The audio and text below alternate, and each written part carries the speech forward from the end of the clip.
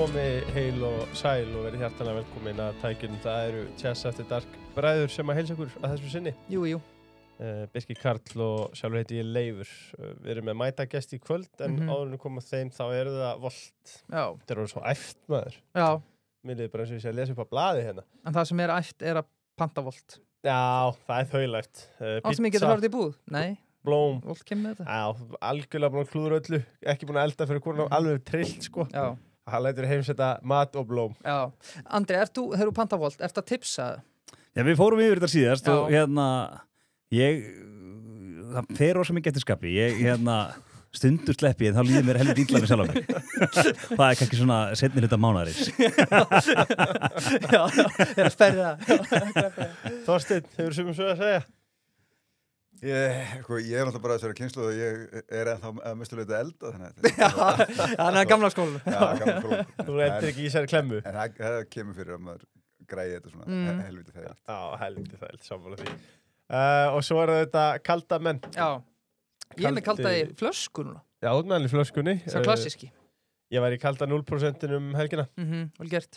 Var að spila í padel og djúvilega gott að fá sér einn eftir sportið. 1-0-ara. Einn kalda. Já, ekkert sem toppa það. Ríkalega gott, en kaldi auðvitað búin að vera með okkur í smá tíma og við erum við ekki í kalda stúdíó? Jú, heldur. Stúdíó kaldi. Þannig að það er nú ekkert minna. Meira hann, bara jafnt og þétt yfir þáttinn held ég. Já, bara kaldi.is. Við þurfum að dreipa á honum, en það er komið að þættinum sjálfum. Gestur okkar í kvöld eru Andri Steinn Hilmarsson, bæjarfulltrúi í Kópavogi fyrir Sjálfstæðisflokkinn og innsti koppur í búrið þar. Með honum í kvöld er Þorsteinn Víglundsson, fyrir framkvæmdastjóri Samtaka atvinnulífsins, fyrir ráðherra og þingmaður fyrir Viðreisn, núverandi forstjóri Hornsteins, sem áður þetta BM Vallá, strákar þeir eru báðir vinir þáttarins, verið hjartanlega velkomnir. Takk. Takk fyrir það. Verður þetta svona ungur nemur gamall teimur í kvöldi? Já, ég allan að mun leggja mig fram hérna á skólabæknum læra þess mikið. Er það ekki öfugt? Er það ekki við eldri kynsluðum sem höfum gott að læra þeim yngri? Þannig það verður það bara ditto. Já. Mjög gott. Sko, byrjum á því, búið að vera, að mínum mati bara mjög gott sumar, og ár, bara veðurfarslega séð. Það var kalt í dag. Þorsteinn, byrjum á þér, hvernig liggur á þér? Bara fjandi vel. Já. Tek undir. Ég er búin að vera í golfi þetta heima frá því örugglega í apríl. Það er óvanalegt. Já, byrjum bara á því að ég veit að Andri er alveg harðasti golfari landsins. Þorsteinn, hvernig hefur gengið í golfinu? Þetta er óvinni þjáningar lítið sumar. Ok. Það er bara forgjöfin svona stabil og spilið svona mestuleiti í lagi, sveiflan, ekkert alltaf tínt, sko. Nú hef oft sagt að þetta eigi að vera mikil þjáning en þetta sumar hefur bara verið óvinni skemmtilegt. Já, viltu segja hvað forgjöfin er í? 13. Já, ekki slæmt. Andri Steinn, ekki kannski alveg samsagan þar? Nei, ég er reyndar ekki ég er reyndar mjög ánægð með þetta golfsumar. Við fórum út í vor, fyrst skipti sem ég fer út af vori og ég sé að þetta virkar og mun reyna að gera þetta oftar, en ég náði að lækka forgjörnum 3 í sumar. Já. Komst loksins undir 20, ég var alveg fastur bara í 21 í 2 sumur, en núna komin í rúmlega 17.5, þannig að vel gert. Það er eitthvað að gerast. Það er eitthvað að gerjast. Alltaf að gerast. Spyrir sá sem ekki, er búið að loka öllum völlum núna? Ég sá að hann að GKG er búin að loka út af frosti, held ég bara í dag. Holtið lokaði í dag. Maður lifir í orðinni með kannski einhverja daga í Þorlákshöfn ef það hlýnar aftur, en alltaf í frostið það var þetta búið. Já, ok. Kannski bara lokaspending á mér, markmið fyrir næsta sumar? Já, ég bara það þurfa upp bara bara búið einhvern veginn, þetta gerir sérstaklega núna svona síðustu 3 vikunar, þá fóru bara 1,5 eða eitthvað, bara mjög margir hringir. Þannig að ég hef núna nokkra mánuði til þess að svona liggja yfir markmiðum næsta sumars. Já, Þorsteinn, er það 10 eða? Já, það er alltaf draumurinn að komast niður fyrir 10. Já. Það er bara samningsætrið heima fyrir. Ég þurft að spila ögn oftar heldur en ég geri til þess að eiga raunverulegan möguleika. Nú eða æfa, sem maður gerir náttúrulega aldrei heldur. Nei, svo er það. Æfa pút, vipp. Já. En það er svona árangur og næstvíst. Já, það er nefnilega gallin. Hvað er leiðilegt að æfa golf? Það er hundleiðilegt. Það er ekki af gaman að spila það bara með fjölunum. En verðum það setna, tökum þetta í setni nýju einhvern tímann. Auðvitað stutt sér Andri Steinn kom til okkar. Gifti sig í middeltíðinni. Já, og við segjum takk fyrir boðið til hamingju. Allt hamingju bara. Já, ég veit ekki hvað hefur orðið boðskortið ykkar. Ég var jafn hissa á því þegar ég sá okkur ekki í salnum. Þú er líka að setja á félagsheimili Viðreisnar og ég ekki. Innilega til hamingju. Takk fyrir það. Til hamingju með það. Takk. Og kannski bara hvað að frétta á steipinu Þorsteinn, hver er svona steipan í dag til að vinna með? Hvað mælur með að hlustundur kaupi sér? Umhverfisvæðinu steipuna, ekki spurning. Við erum að berja niður kolefnisborðið okkar og fullu og gengur vel. En það er bara fínt að frétta það, ágætist taktur og mætti segja að byggingamarkaðurinn sé að rísa allavega í framkvæmdataktinum aftur eftir niðursveiflu síðustu 1-2 ára. Að bara bjarsýtin og næsta ár svona, að mestu leyti. Já. Þá náttúrulega fer allt í fjandar. Það ekki. Hanga til eru feskir eitt innslag frá mér svona í formála fyrir þáttinn. Ég var nú búin að ákveða Andri Steinn, ég er að reyna að lyfta honum aðeins upp. Nei, hann er bara einn af okkar allra bestu og stóð sig eins og hetja ásamt Jónu sem á við síðasta þætti fyrir einhverjum byrjun ágústmánaðar, hvetjum allir til að taka þann þátt. Það var frábær þáttur. Og segjum bara hlutin eins og þeir eru, þeir hafa aldrei séð jafn mikið af auglýsingatekjum og þetta ég komið. Já, það var hlustunartöluna, það voru ansi góðar sko. Já, og það með alltaf fyrirtæki senda okkur, það vantar ekki. Nema hann vildi núna berjast á móti Viðreisnarmanni, hann var á móti Samfylkingamanni síðast, hún Jón sem á. Og hann gaf mér eitthvað 10 Viðreisnarnöfn, þingmenn og aðstæðamenn og það fannst mér nú vera flestir einhver óþægilegi kettlingar segi, þannig að ég ákvað nú að fara bara í efstu hillu og velja bara fyrir ráðherra og Andri, það bara gangið vel í kvöld. Já, ég sem sagði við Birki þegar hann tjáði mig hver viðmældin yrði ásamt mér og ég er mjög ánægður með að vera með Þorsteini aldrei átt samtal við þig þannig að það er nú bara fyrir að fyrsta en auðvitað maður með mikinn prófíl, þannig að virkilega gaman en þessi nöfn sem ég hef búin að stinga upp á er allt sko fólk úr fremstu röðu Viðreisnar og Birki kemur tilbaka og segir, já ekki helst að ég myndi láta Viðreisn líta illa út í mínu einu þætti sko.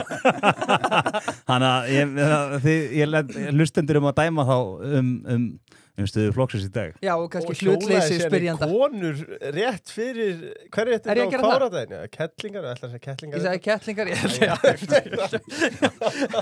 En talandi auglýsingatekjur, það eru konur 9 vinir til okkar sem eru okkar menn í Smáríki. Heldur betur, talandi nýja vini. Allir inn á smáriki.is núna, það er þetta að sækja þetta í Fellsmúla, Hraunbæði, Miðhraun eða Bæjarlind, nú eða láta Volt sendast með þetta tíðin og með tíma. Þú verslar í körunniðinni, pantar og sækir hæl. Allt framtak sem að hvetuðu til að versla ekki við ríkið, við styðum það. Það er náttúrulega rosalegt. Og það er náttúrulega skant stóra högga á milli. Eitthvað sem megum ekki tilkynna alveg strax. Nei, það er eitthvað að gerast. Það er eitthvað risastórt í bígerð og við erum auðvitað með kalda vinum okkar. Já, Smárikið. En förum í fréttir vikunar og við skulum bara vaða í fyrstu frétt. Fyrirsögnin er ekki hægt að leggja mat á kostnað vegna kulnunar. Diljá Mist, góðinkona þáttarins og þingmaður Sjálfstæðisflokksins óskaði eftir upplýsingum kostnað vegna kulnunar. Ekki að vita hversu mikinn kostnað hið opinbera hefur borið að völdum kulnunar starfsfólks, þar sem skráning veikinda er almenns eðlis og ekki hægt að greina kostnað vegna kulnunar frá öðrum veikindum. Er þetta ekki bara flott fyrirspurning að Diljá og í raun og veru ótrúlegt að við séum ekki með svarið þessu? Þorsteinn? Það er náttúrulega bara, þetta er fjárerfitt að eiga við, hvernig skilgreinur kulnunina, það er oft talað um þetta í einhverjum hæðnistón, en við sjáum þetta er raunverulegt vandamál við á vinnumarkaði. Og maður spyr sig þetta, hvað er í gangi þegar við sjáum bara, erum oft talað um þessa klassísku uppskriftaða kulnun þegar fólk er í kannski miklu álægi aðstæðum sem það hefur litla stjórn á og þá kannski sérlega í mjög erfiðum aðstæðum á vinnustað til dæmis eða hvað ég segja, bara hörmulegur reyfumæður eða eitthvað þess að og fólk kemst ekki út úr aðstæðunum. Við höfum þekkt það náttúrulega bara lengi á vinnumarkaði að það skiptir náttúrulega miklu máli í öllum þessum málum, hvort sem að þeirra snýra kulnunni eða örorkunni að ná fólki snemma, þá í ykkur úrræði. Virk var náttúrulega sett á lappirnar á sínum tíma af vinnumarkaðum, með aðalega vinnumarkaðurinn sem gegnum kjarasamninga til þess að ná fólki þá skjótt úr, hvað það segja, veikindum inn í þá einhverja virkni úrræði, hvort sem það er sálfræðingur, hvaða mat sem fólk fær á sig að hrjáða hverju sinni, skiptir höfumáli. Við sjáum bara leiðast búin að missa fólk út af vinnumarkaði í meir en 1,5 ár og það verður bara líkurnar á því að það snúi aftur inn á vinnumarkað orðna mjög litlar og það er mjög alvarlegt, sérstaklega þegar við erum að missa ungt fólk bara inn á varanlega örorku frá vinnumarkaði með tilheyrandi kostnaði og bara gríðarlegri lífskjaraskerðingu og bara lífsgæðaskerðingu. Þannig að ég held að skipti gríðarlega miklu máli að við horfum á þetta alvarlega hvernig við getum tekist á við og leyst. Já, sko Andri, má kannski segja að því að þetta er ágætis fyrirspurn hjá Diljá eins og Leifur kemur inn á, en kannski, eins og Þorsteinn segir, kannski alveg erfitt að taka þetta saman eða hvað? Já, ég skal ekki alveg segja. Í öllu falli er kulnun bara stórt vandamál. Við þurfum líka svolítið að kafa ofan í bara svona eitthvað svona samfélagslega þætti sem að valda því að þetta sé búið ágerð svona svakalega á undanförnum árum. Fólk hefur alltaf verið undir miklu álagi. Fólk hefur alltaf verið með slæma yfirmenn eða erfiða samstarfsfélaga og svo framvegis. En það er fyrst núna á undanförnum 10 árum sem við verðum svona almennilega vörð við þetta og við sjáum það bara hjá hinu opinbera, langtíma veikindi, þetta er hlutfall starfsmanna í langtíma veikindum fyrir bara stöðugt hækkandi og ég bara kann ekki almennilega skýringar á þessu. Einhvern tímann hefur menn bara sagt að fólk þarf aðeins að herða sig og ég held að það sé klálega hluti af ástæðunni að við sem að sjá fólk svona hlífa sér meira en kannski er innistæða fyrir af því að það bara segir sér sjálft að eftir því sem að hlutfall þeirra sem eru frá vinnumarkaðin á launum hækkar að þá verður minna eftir í allt hitt sko, hvort sem er laun fyrir þá sem mæta til vinnu eða í eitthvað annað. Já, og maður velti kannski fyrir sér Þorsteinn, af hverju er þetta, ég er nú ekki með henni gögn fyrir frammi en mann heyrist einhvern veginn og skynjar að þetta sé meira í opinbera kerfinu heldur en á hinnum almenna vinnumarkaði og er það ekki skrítið ef svo er? Já, bara veit ekki hvernig maður á að túlka það sko. Það er við erum auðvitað að sjá sláandi tölur við hjá hinu opinbera þegar kemur að hlutfall starfsmanna sem eru frá vegna veikinda og mögulega langtíma veikinda. Þetta hlýtur að þurfa að horfa svolítið, auðvitað er alveg rétt sem Andri segir, stundum er lífið erfitt og stundum auðvitað þarf maður bara að bíta í axlinu og halda áfram og takast á við þær áskorunir sem eru hverju sinni. En ég held að við getum ekki klassi fyrir heldur sko, þetta sem er allsherjar auðmyggiskap, það hafa verið mjög landseilst. Við hljótum að þurfa að horfa, ég meina það er eitthvað í samfélagsgerðin ekkert bara hér heldur til löndunum bara alls það er í kringum okkur. Ég meina áreiti samfélagsmiðla bara það er einhvern veginn ekki það er engin slökun hjá fólki held ég lengur svona bara að fólk setjast eitthvað staðar niður í almennilega og góða liti að þá er bara við það sem tæmir hugan, slækkar á og sleppir svolítið tækinu af áhugjum heimsins og þjóðlega saman. Fólk er alltaf tengt eitthvað staðar horfur fólk lappandi, horfandi í símanu sinn, maður er hræðilegur með þetta sjálfur. Við erum alltaf að gáa því hvað er í gangi, við erum að hafa milljandi áhugjur öllu í kringum okkur, öllum heimsins áhugjum, öllum stundum, sko, þetta streymir inn á síman okkar úr öllum áttum og svo framvegis. Ég held að þetta búið til hellingsáreiti og vanlíðan hjá fólki. Það er kannski bara fyrir hvernig við hugsa kannski við bara huga líka svolítið betur á okkur sjálfum. Huga andlegri líðan okkar og hvað skiptir raunverulega máli og kjarna okkur svolítið í því. Ég finnst allavega mjög fínt sjálfum að gefa símanum reglulega frí. Við vorum að tala golfið áðan. Það er ekki til betri vettvangur til þess að núllstilla sig heldur en að fara út á golfvöll og annari holu ertu búin að gleyma öllu og þú ert alveg pottet ekki með síman og loftið að tekka á skilabóðunum eða eitthvað, maður bara slekkur öllu og er bara að hugsa góðan félagskap og góða skemmtun í 4 tíma. Það er bara mjög góð leið til þess að koppla út, hreyfa sig eða hvað sem fólk gerir sko.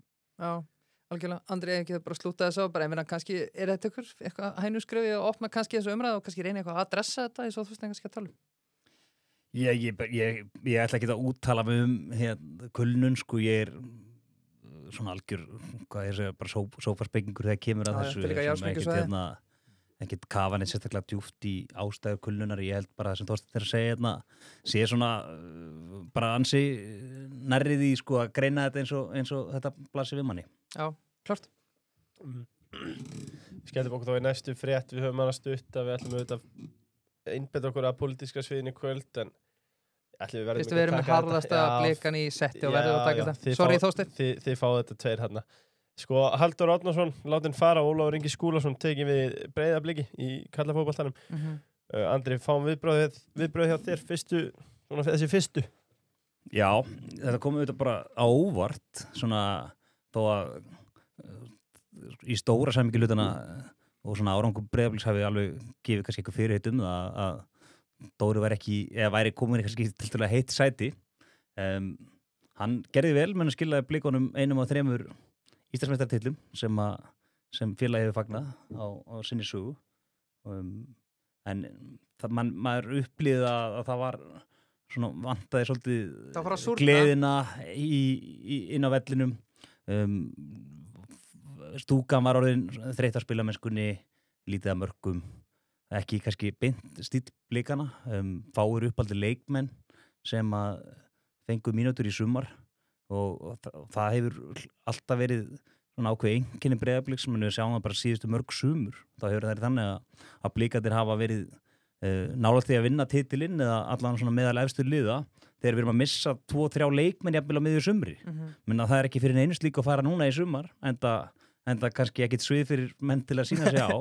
Þannig að ég held að það að fá núna Ólaf Inga sem hefur verið að þjálfa yngri landsliðin sé bara virkilega spennandi ráning.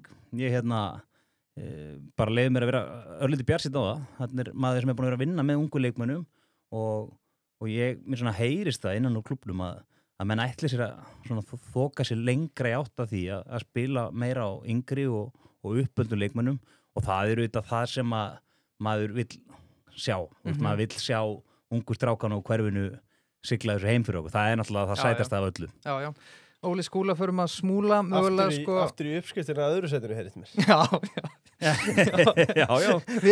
En ég skal samt taka því ef það er bara einhvern veginn kraftur og gleðin á vellinum og menna að taka stærri skref út, þá er það bara ánægilegt en auðvitað þurfa að koma titlar inn á milli. Það er auðvitað þannig.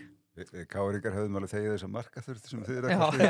Það var svona, öðrum meginn á vellinum. Þá er því að spura Þorsteinn. Föllur. Vá, rosalega. Þið hljótið að fara í Ísafjörð melgina. Annars eru þið ræksamlokur. Tja, hvað segir þú Þorsteinn? Við Andri værum að fara. Stefnin í það.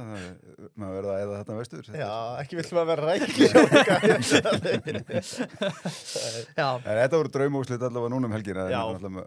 Ólíkindum að Káur skulle verið í sér stöðu yfir höfuð en þeir sýndu karakter í síðasta leik, góðu sigur og komnir allavega í bílstjórasæti, geta haldið sér á floti. Já, nú þurfum bara að klára þetta. Mikið verður það sætt og það væri rosalega að þetta náðu 10. sætinu. Í stöðunni sem er komin upp. Já, það er næsta frétt. Það er nóg komið fótbolta. Miðflokkurinn rýkur upp. Já, heldur betur. Sjáum í nýjustu skoðanakönnunum að gengi miðflokksins fylgi hans rýkur upp tæp 5% stig. Það fer úr 9% í 14 og Sigmundur Davíð þetta nýbúin að vera hjá okkur í góðum þætti. Það eru kannski 4% þar. Og Snorri Más og Norrin varaformaður. Þurfa Viðreisn og miðflokkur að fara að Viðreisn og Sjálfstæðisflokkurinn að fara að passa á miðflokkun? Byrjum á því Þorsteinn. Sko Viðreisn þarf ekki að hafa nokkrar minnstu áhyggjur af miðflokknum. Þetta er eins ólíki flokkar og hugsa skittur.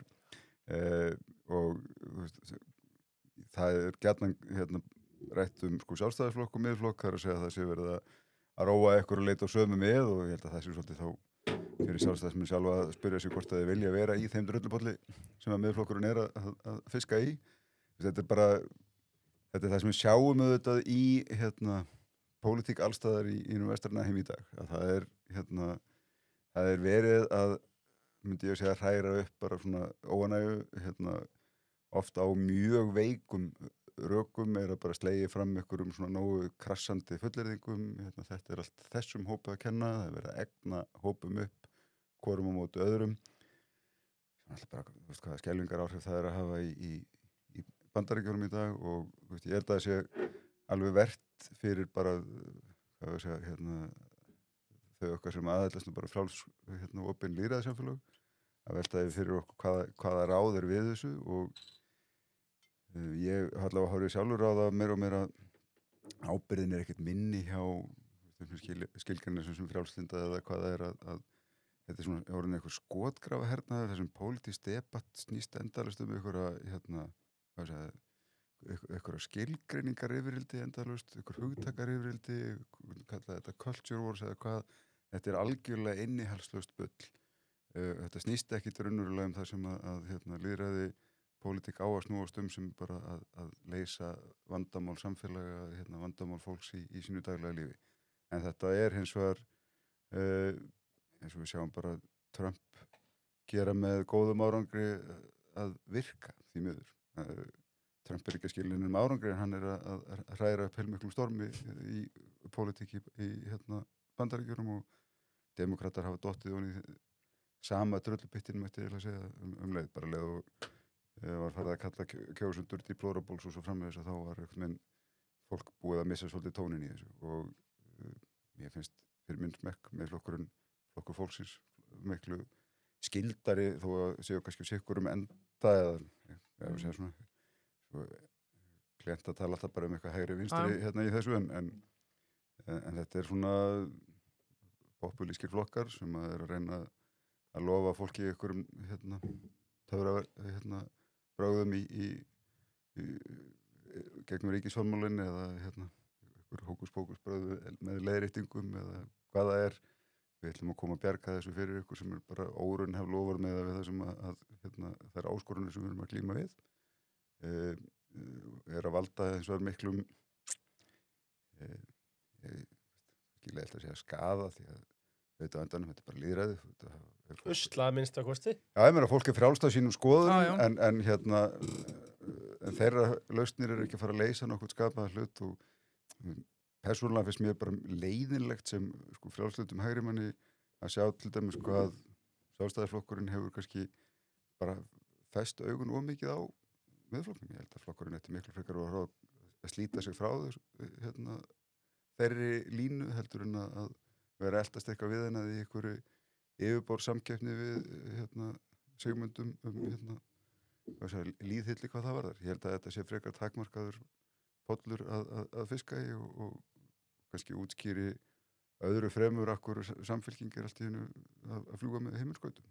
Má segja bara eins og Kristrún hefur átt mjög flotta einkomi í pólitíkina, hvort sem sammálinn í pólitík eða ekki og ég held að aðrir flokkar mættu meira kannski læra því heldur en hvort að miðflokkurinn hækkar einnig skoðanakönnun eða ekki. Já, Andri?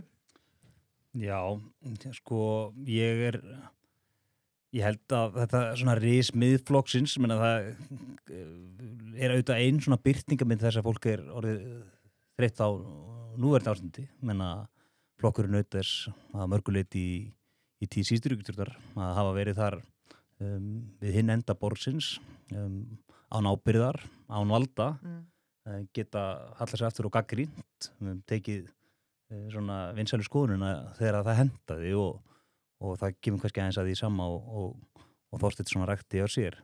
Ég held að núna sé einhverju leyti það sama teiknast upp með þessar væntingar sem að fólki voru gefnar að færu vextir og verðbólga hratt niður, menn þetta ekki að gerast.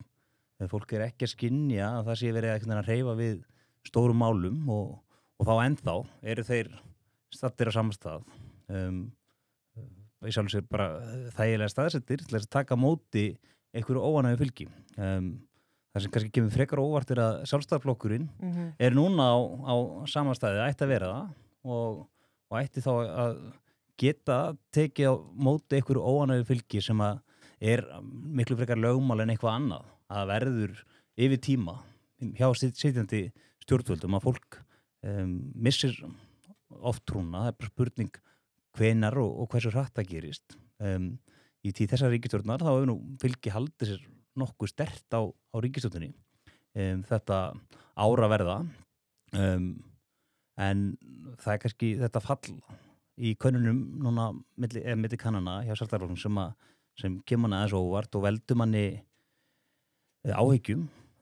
Ég reyndar ekki sammála því að Sjálfstæðisflokkurinn sé að elta miðflokkin í einu og öllu, alls ekki. Það kannski helst þessi líkindi í útlendingamálunum, en það ekkert nýtt. Sjálfstæðisflokkurinn hefur lengi verið á þeirri línu að hérna þurfi að spyrna við fótum og ég sjálfur þeirra skoðunar. En svona þetta menningarstríð sem miðflokkurinn svona frontar frá hægri, mætti segja, og móti ýmsum andstæðingum á vinstri vægnum. Ég verð bara að vera alveg sammála Þorsteini að mér þykir þetta opbóðslega leiðilegt og talandi svona ef að íhaldsmaðurinn í mér talar þá þetta einmitt ekki svona þetta forna Ísland sem ég sæki í sko, að vera einhvern veginn í stöðugur rifrildi ég ætla eiginlega að segja bara leiðilega hluti sko og tilgangslausa og manni ætti ekki vætna neitt leiku við en að fólk svona myndi aðeins bara slaka á, væri að segja, og þá frá báðum endum. Já. Alltaf, sko, finnst áhugavert bara þegar ég var sjálfur virkur í pólitíkina þá fylgdist svolítið með þessu. Þetta voru 20-25% sem var samanlagt fylgi sem maður myndi kalla þá svona eitthvað svona líðhyggjuflokka sem var ég flokkaði sem sagt þá miðflokkin, flokk fólksins og sósíalistana þau skiptu svona með sér þessi 2-3 flokkar þessu fylgi svona 20-25% og mér sýnist það bara að vera mjög svipustaða ennþá. Þetta hefur í sjálfu sér sem þá allavega góða fréttir út frá því sem ég hefði áhyggjur af virðist í sjálfu sér ekkert vera að sækja neitt rosalega mikið í þessu veðri. Það sem við þurfum samt að hafa áhyggjur af í svona umræðu að eins og við sáum gerast bara með Trump og þetta víða annar staðar að þú endanum þú gerir smitar inn í hérna pólitísku umræðu einhverju hliðrun. Þannig að aðri flokkar fara að svara með kannski öðrum hætti heldur en að gera áður, fara að hafa áhyggjur af því að þarna sé komið eitthvað sjónarmið sem að þurfi að mæta með einhverjum hætti og mér þykir leiðinlegt að sjá til dæmis þá útlendinga eða innflytjendaumræðuna í þessu ljósi í dag. Mér finnst allt í lagi að pólitíkin hefur náttúrulega þetta svolítið leiðilegan en einhverju leyti nauðsynlega tilgang. Það þarf að pólarisera. Þú ert að reyna að aðgreina þig frá öðrum flokkum og það er að samfæra fólk akkur á að kjósa mig frekar heldur en aðra. Það eru eiginlega allir flokkar búin að vera held ég hér á landi síðastliðin 10 ár til þess að gera sammála hvað var það svona hinn raunverulegu hælisleitendastefnu sem við höfum fylgt. Það er búið að vera að reyna að girða fyrir þau gött það er 2016 þverpólitísk nefnd inn í þinginu sem skilar tillögum sem þeim hrint í framkvæmd. Ég myndi segja heilt yfir frá þeim tíma er búið að vera að reyna með ýmsum hætti að gera það fyrir. Þetta er snúið viðfangsefni við stóra innflytjenda eða hælisleitenda bylgjan okkar er fyrst og fremst. Við veljum að hleypa Úkraínumönnum inn í tiltölulega stórum stíl og við völdum að opna fyrir Venezuela tíma og lokum svo aftur. Ég held að svona flestir flokkar sem hafa svona sett fram einhverja alvarlega stefnu í hælisleitendamálunum átta sig á því að við getum ekki keyrt hér aðra stefnu heldur nágrannaþjóðir okkar. Það opnast bara á okkur flóðgáttir úr hverju áttinni sem að það gefst. En ég vil bara ekki blanda þessar umræðu sem saman við almenna innflytjendaumræðu fólk sem er að koma hér meðalans í gegnum þá frjálsflæði fólks í EES-samningi og er að manna hjá okkur bara stóran hluta hagkerfisins og bara með góðum árangri. Ég er sammála minna og þetta bara svo ég byrja svo síðast að blanda þennu saman að sjálfsögðu ekki. Ég myndi reynda að segja að það sé akkurat þar sem að svona hluti grasrótar miðflokksins ég átta mig ekki á hversu svona mikill kraftur er að baki þeirrar hreyfingar innan flokksins sem vilja einmitt ganga miklu lengra gagnvart þessum EES íbúum sem koma hingað til Íslands og telja þá inn í þennan fjölda þegar við tala um að það sé að vera skipt þjóð í landur. Menna það er svona það sem maður hefur heyrt haldið á lofti frá þeirri átt og þar til dæmis er mjög skýr aðgreining milli Sjálfstæðisflokksins og og miðflokksins. En ég verð samt að mótmæla því að hérna hafi allir flokkar verið í sömu sænginni varðandi það er enda rétt, þið erum búin að halda málefni hælisleitenda eða flóttamanna. Það nú bara þannig að Viðreisn lagðist nú að sveif með Pírötum oft á tíðum þegar Sjálfstæðisflokkurinn var að reyna að koma í gegn sínum útlendingamálum og hvort sem það sneri að sviptingu þjónustu við þá sem voru staddir hérna á ólulegu landinu eftir að fengi synjun og neituðu yfirgefið landið, menn að Viðreisn var fyrirferð mikil í gagnrýni þar og þú getur nefnt fleiri útlendingamál, þannig að þetta er nú ekki alveg rétt, en það dóu þessi mál hvað eftir annað í þinglokum og þurfti að koma aftur inn á hausti. Það verður þetta hérna var það ekki bara fyrst því að þá var þetta ríkisstjórn hafði vafki eina dyra sem var aldrei tilbúið einhvern veginn að taka slægin í þessu heldur.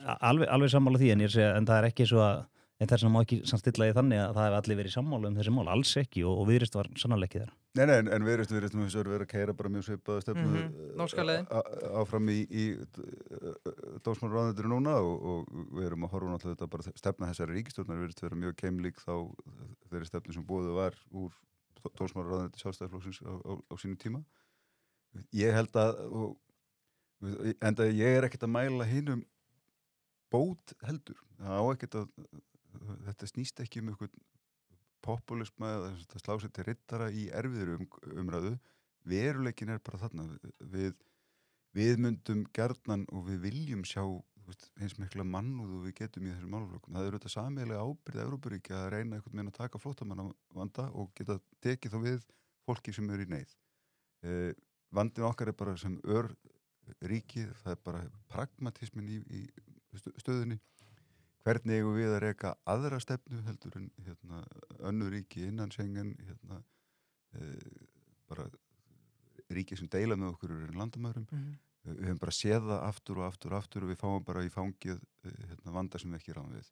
Og það veruleikinn sem við klímum við og við getum beitt okkur alþjóðu þetta ekki hvernig að tekla þessi mál en við búum ekki til eitthvað alveg sér íslenska stefnu sem er miklu fallegri og betri heldur en annar staðar. Þetta skelfileg staða sem fólk í, það bara mjög eðlilegt og viðbúið að fólk sé að leita sér að bættum lífskjörum, betri tækifærum.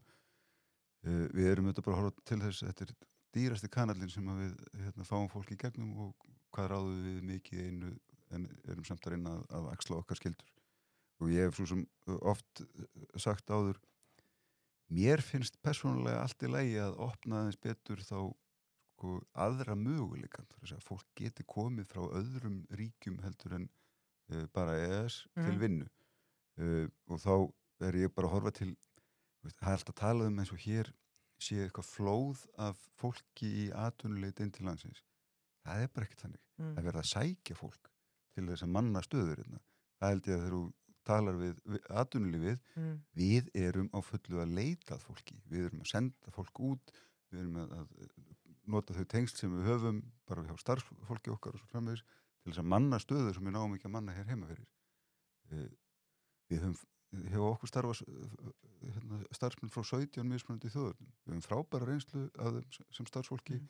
Við vitum að það fylgja þessu ýmsar menningarlegar áskorunir. Það ekkert auðvelt fyrir fólk heldur að setja stað í landið þar sem að talar ekki tungumálið, getur ekki hjálpa börnunum sínum með heimanámið og svo framvegis. Það fullt af hlutum sem við gegnum samfélagið þurfum að huga hvernig getum við lagað. En það ekkert öðruvísi fólk að koma að vinna hjá okkur frá Venezuela eða Úkraínu, Rússlandi þess vegna eða hvaðan það heldur en það að koma frá EES-ríkjunum.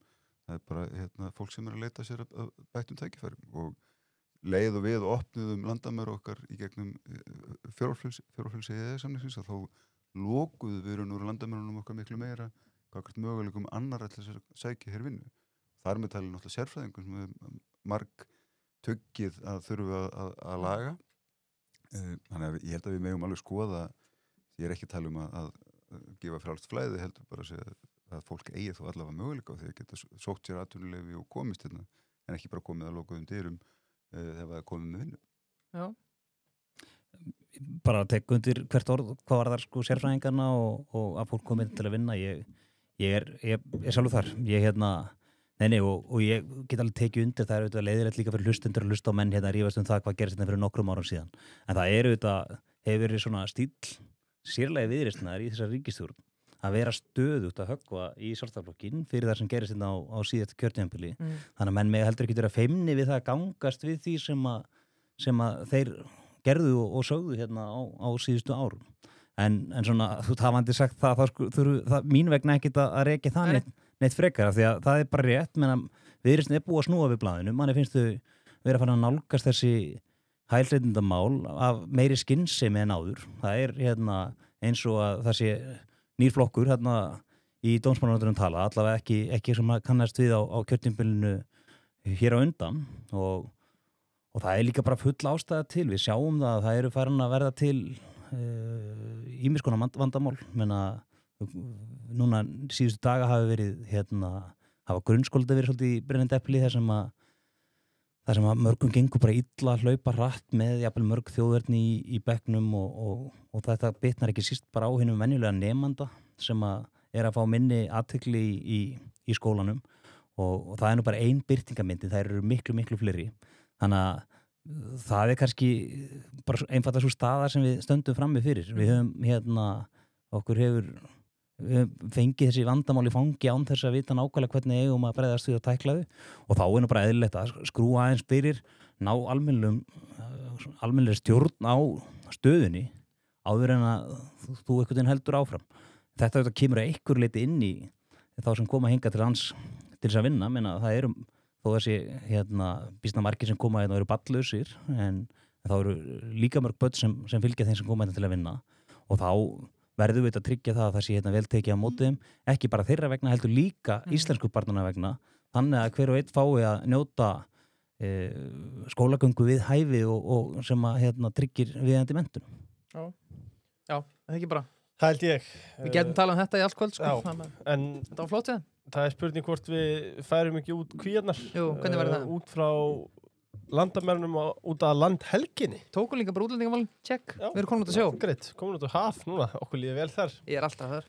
Okkur blóðborið, en það eru Íslandsjóðir sem ætla að færa okkur þá umræður. Og sko, ég hef svolítið verið að velta þessu fyrir mér. Já. Því maður var auðvitað að vinna þarna á mörkuðum á sínum tíma. Jú. Og hefur mikið fylgst með fólkinu kringum svo og gerst segur þetta sjálfur að ætla að vera að kaupa allar kúreki, setja á eitthvað eitt hlutabréf og vera ríkur, sko. En þú ert að borga alltaf 2% hvert skipti fyrir kaup og sölu á stöku hlutabréfi sem bara talsveit mikið. Já, nefnum sér snillíkum hlutabréfi sem við erum allavega ekki, sko. Þá bara gott að láta fagmenn að sjá þetta fyrir þig og auðvitað eiga allir að vera með reglulegan sparnað. Já, Íslandsjóðum. Setja sér sparnaðarmarkmið, stofna vörslureikning ef það ekki til staðar og þegar, kaupi sjóðum og stofna áskrift og fylgja svo bara með þessu trallu upp. Og fá sér svo bara sík og eitt kaldan, sko. Já, sko, að minnstakosti kalda. Já. Það nú bara nákvæmlega þenni, en ef við förum í sjávarútveginn, sko, já, það kreppir að þar sjáum við þetta vinnslustöðuna nýjustu fréttir sem að já, eitthvað að draga sinni starfsemi, loðrunum bresturinn leggst auðvitað þungt á Vestmannaeyjar, ég held að þeir hafi átt þriðjung kvótans þar og svo þetta ekki hjá því komist að minnast á hækkunina á veiðigjöldunum. Sko, það var góðu þáttur í þjóðmálum í síðustu viku. Já, það sem að góðvinur okkar Yngvi, alveg skrítið kannum við ekki áhuga á þessu, hann reynda að vinna við þetta, en hann hvet allar til að taka þann þjóðmála þátt. Andrea líka blaðamæri á Morgunblaðinu stóð sig mjög vel og þetta var kröfuaðalegt til merkjar þarna og þau vita þetta miklu betri við hann, hlusta það, en við erum með sérfræðinga hérna hjá okkur. Sko, ég ætla bara að byrja á einni opinu, ég ætla að byrja núna á Andra. Sko, nú Ríkið aðeins búið að setjast, við ræddum þetta aðeins til að Jónas voru, nú erum við með viðreisnarmann þegar við hlið, Ríkið aðeins búið að setjast. Var þetta kannski bara, ég meina ég bara vakna á morgnana og lífið mitt svo sem alveg eins, var þetta kannski bara stormur í vatnsglasi eftir allt saman? Já, það kannski betra að vatnið sé komið í glasi áður en fyrir að spá fyrir hvort það sé stormur í glasinu. Það gildistakar sér að laga í 1. nóvember núna næstkomandi og útgerðirnar við vita ennþá ekki nákvæmlega hver hækkunu verður, menn þetta verður reikna núna síðasta lagi 1. desember, þá ertu komið með útreikningana fyrir næsta ár, þannig að það má segja sko að að vinslutöðin sem kannski búin að vera mest áberandi núna í uppsögnum og hagræðingum þeir eru farnir að stað án þess að vita nákvæmlega hver niðurstaðan verður. Það sem að gerast annars staðar heyrir maður í greininni er að menn eru með aðgerðir tilbúnar svona búin að forvinna einhverjar svona hugmyndir hvernig þeir muni bregðast við en eru einhverju leita að bíða eftir að sjá nákvæmlega hver niðurstaðan verður. Við sjáum að nú þegar þráttur að glasið sé ennþá svona hálf tómt skulum við segja í þessari myndlíkingu þá eru samt núna yfir 100 manns búin að missa vinnuna í sjávarútvegi hvort sem þeir á bátum, vinnslum, það er búin að loka 2 vinnslum, svo var þetta yngu að segja að vera fleiri sem það hefur ekkert verið fjallað í fjölmiðlum og þetta er svona bara einfallega sá veruleiki sem við okkur blasir. Á sama tíma erum við að sjá ráðgjöfinni í makríl fara mikið niður, menn að það eru einhverjir 30 miljardar talamennum sem að þjóðarbúið verður þar af. Þorskurinn er niður 4%. Á sama tíma eru sko verð í hæstu hæðum. Menn á til dæmis þorski, verð er mjög hátt þessar mundir. Veiðiráðgjöfinni á Barentshafi fyrir Normenn og Rússa er minni en það að segja, hún er miklu minni þannig að staðan er að mörgu leyti sterkt og það þrátt fyrir sterkt gengi krónunar þá hafa menn svona náða halda sjó en þetta eru bara aðstæðir sem við höfum ekki að fullu leyti stjórn á. Þannig að hvað verður á næsta ári þegar veiðigjöldin verða hækkuð stórlega 40-60% eða hvað verður. Þetta á bara allt þegar komið ljós og það nægir að horfa til dæmis á bara umræðin núna innveggjaldi í tengslu við skemmtiferðaskipin hvernig þú sér bara hvernig skattheimta kemur niður á atvinnugreininni. Er þetta verðmætasköpunin verðmætasköpunin haustið sem að ríkisstjórnin talaði? Já, ég er bara ennþá að býða til að fara að stað sko. Það er alveg helviti kalt. Þorsteinn, nú varst þú náttúrulega framkvæmdastjóri SA, er það ekki lengur svo sem en þeir náttúrulega börjust hart gegn þessu við Andri Reddu þegar hann kom inn að síðasta þetta frumvarp var einstaklega illa unnið og útreikningar sem að ríkisstjórnin sögðu að væri til og voru ekki til eða allavega ekki ennþá búið að birta og annað. Hvernig horfir þetta mál við þér? Sko, nú er ég kannski búin að vera nægilega lengi bara frá pólitíkinni til þess að horfa á þetta bara út frá sjónarhóli atvinnulífs og einmitt bara góðum og vönduðum vinnubröðum. Þetta voru það ekki. Ég myndi ekki vilja sjá svona unnið gagnvart neinni atvinnugrein í sjálfu sér þegar kemur að aukinni gjaldtöku. Þetta ber mjög brátt að, þetta í stað þess að það er bara almennt myndi ég segja gagnvart öllum skattabreitingum hins opinbera. Ég nenni ekki þessar umræðum gjöld eða skatt eða hvað það er. Já. Þetta er gjaldtaka af atvinnulífinu, mér er alveg sama er fyrirtæki rekstri hvort að ríki kjósa að kalla það gjald eða skatt, þetta er að renna í ríkissjóð. Og þessu gjaldi eða þessum kostnaði þarf að mæta með einhverjum hætti. Sko, við erum með aldafjórðungs gamla skýrslu auðlindagjöld á þá bara nýtingu náttúruauðlinda heilt yfir. Ég er alveg sammála niðurstöðu þeirra skýrslu sem það er eðlilegt að ríkið heimti gjald af nýtingu sameiginlegra auðlinda með einhverjum hætti og við erum búin að vera að rífast það í hins vegar þessu sömu 25 ár hvernig við ætlum að útfæra þetta og tækla. Við höfum valið þá leið að gera þetta með einhverju skattheimtu sem er þá viðfangsefni þingsins hverju sinni að reyna að stilla af einhverjum skrúfum. Mér finnst það ekkert sérstaklega heppileg leið en þetta er svo leið sem að hefur verið valið að fara. Ég hefði talið eðlilegt í þessu tilviki að gefa þessu lengri tíma. Í skrefum þá eða? Já, bara fyrsta lagi svona breyting er bara fullkomlega eðlilegt að sé ekki að koma til framkvæmda með skömmum fyrirvara og þessi breyting varð og þannig að það liggi þá líka skýrar fyrir þegar að hækkanirnar koma til framkvæmda hvert er umfang þeirra og hvert er búið að greina ítalega áhrifin. Það er alveg ljóst að þetta hefur opinber gjaldtaka og atvinnugreinar áhrif. Við sjáum þetta í einu gjaldinu og skemmtiferðaskipinu alveg augljóslega. Það var nú ekki talið mjög frek gjaldheimta en þar var til dæmis sagt bara mjög skýri röddu við stjórnvöld. Erlend skemmtiferðaskip geta ekki tekið þessa gjaldtöku á sig öðruvísi heldur en bara borgan úr eigin vasa þess að það geta ekki komið út í verðlagin í ferðirnar nema með einhverjum 2-3 ára fyrirvara. Þess að þetta mun ekki hafa mikil áhrif á okkar áform ef að það er gefin 3 ára fyrirvari. Stjórnvöld hlustuðu ekki, lögðu þetta á við sjáum hrun í komum skemmtiferðaskipa og ég hefði talið eðlilegast að það veri bakkað dálítið ákveðið þarna bara og sagt endurskoðum þetta, gerum þetta með eðlunum fyrirvara. Mér finnst bara almennt eðlilegt gagnvart atvinnulífinu að þau vinnubrögð séu viðhöfð. Það er alveg óþolandi að vera í atvinnurekstri hvar sem og það er alltaf verið að véla skattabreitingar að hausti sem að taka gildi í síðasta lagi 1. janúar. Það er ekki vitað oft fyrir sent í desember hver endaleg niðurstaða löggjafans í þessu. Það er nú alltaf gott að fullir það að vita að þetta sé hvergi annars að það gert ekki hugmyndum en ég hef allavega þó heyrt mýmörg dæmi það frá nágrannalöndum okkar að það er allavega hort til 1-2 ára aðlögunartíma við slíka breytingar.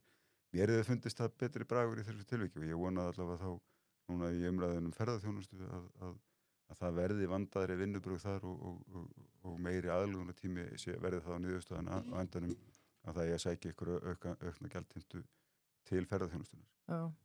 Sko bara eitt frá mér, sko Hanna Katrín Friðriksson var í mjög góð viðtali á okkur í apríl þar sem hún fór yfir þetta og aftur þetta er áhugaverður tónn komandi frá allavega fyrir viðreisnarmanni af því að það er verið að tala um að það sé aftur festum okkur ekki lögfræðin en að þetta er auðlindagjöld, hækkun og sköttum og hvernig það en að það sé bara verið að leiðrétta hvernig verður og svo ætlaði ekki að hnýta aftur í greinina eru útreikningarnir ekki réttir eða er þetta ekki sammála þeirri nálgun eða Sko ég held að komi fram bara fjölmörg góð rök sem að hefði allavega krafist á bara góðrar yfirlegu og skoðunar.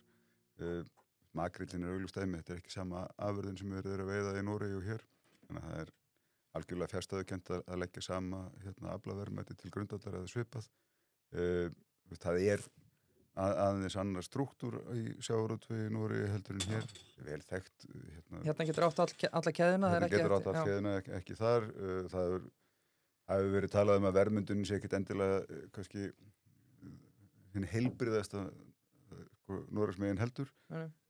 Ég er ekki sérfræðingur þessu. Ég horfði bara á þetta starfandi innan atvinnulífsins og hugsaði bara, hérna eru fjölmargir punktar sem allavega vel þess virði að leggjast yfir og skoða betur og gefa þessu bara aðeins meiri meðgangutíma í vinslu. Það láfa alla svo mikið á að þyrfti að keyra þetta á í gegn á par mánuðum. Auðvitað má alveg segja að sjávarútvegurinn getur sjálfum sér kannski kennt að ykkur leyti að hann hefur kannski ekki verið viðræðu góður breytingar eða pólitískan áhuga á breytingum á þessu fyrirkomulega. Þetta hefur alltaf verið eitthvað slagur, alveg saman hver stjórnvöldin eru hverju sinni. Þetta fer alltaf í sama debattin einhvern veginn. Ég endurteki, ég er sammála. Ég starfa í atvinnugrein sem nýtir auðlindir í eigu hins opinberu og við greiðum af því gjöld og það er markaðskerfi sem ákvarða þau gjöld sem við greiðum. Ég sé ekkert athugavert við það fyrirkomulag. Ég hins vegar horfi líka á það að það er ekkert endilega alltaf samræmi hjá hinu opinbera milli bara innan sömu atvinnugreina hvernig þetta gjald er heimt. Það finnst mér óþolandi. Þegar maður er að keppa við aðeila sem eru kannski að greiða miklu mun lægri gjöld fyrir afnota sömu auðlind. Það brýtur allavega gegn minni réttlætiskennd en sko á endanum er þetta pólitíska ákvörðun það hvernig þetta er gert og atvinnulífið verður þetta á endanum að lifa bara við það að þetta er á verkefnaborði pólitíkurinnar að ákveða þetta. Ég er bara að segja að ég hef enga skoðun á því hvort að þetta sé rétt fjárhæð eða röng eða hvaða áhrif hún hafi til lengdar heldur fyrst og fremst bara að það sé gefin eðlilegur aðlögunartími. Við vitum auðvitað að gjaldtaka hefur alltaf áhrif. Sjávarútvegurinn er að glíma auðvitað við fjölmargt annað í augnablikinu samanber bara mjög sterkt raungengi breytingar í raun og veru á þeirri þróun sem hefur á afurðaverði á mörkuðum erlendis þannig að þetta er ekki sami styrkurinn í greininu og var fyrir 2 árum síðan eða 4 og mér finnst líka bara fullkomlega eðlilegt að stjórnvöld horfi til þess hvort að það sé þá rétti tímamóttunum til þess að bæta þessum þætti við með þetta litlum fyrirvara. Ég held að það sé einmitt þessi lokapunktur sé einmitt opbóðslega sterkur svona í ljósi þess að það eru bara teikn á lofti, þetta ekki bara sjávarútveg heldur bara í mjög mörgum atvinnugreinum og þarna sannarlega ekki verið að hjálpa greinina að hjálpa sér sjálfur með því að fara í aukna gjaldtöku, skattheimtu, þú veist, að því að eins og Þorsteinn nennir ekki að taka debatu það, sko, þetta kemur allt úr sama vasanum, þá það líka þannig að þegar Hanna Katrín kemur hérna og þú varst að reykja það áðan Birgir, hún lýsi því hvernig það sé ekkit verið að hækka neinn gjöld, sko, það sé nú bara verið að breyta stofninum, menn það kemur alltaf út á því nákvæmlega sama aftur, þetta kemur úr sama vasanum og fer í vasa þess sem að sækja í þessu tilfelli ríkið og það, ef að metnaðurinn hefði staðið til þess að verja greinina frá þessum miklu hækkunum, þá hefði þeim bara verið lofa lagið að lækka krónutölun á móti. Það að segja að þegar þú ert farin að miða við verð á markaði, eins og þetta gera, og var mikið rætt til dæmis með makrílinn, það sem hefur verið miða við norskt markaðsverð, en þú ert líka með fleiri breytur eins og fiskurinn verðmætur eftir þyngdans og þá það þannig að þetta fara að koma misjaflega við útgerðir eftir á hvaða veiðafærum þeir eru að veiða fiskin og á hvaða dýpi.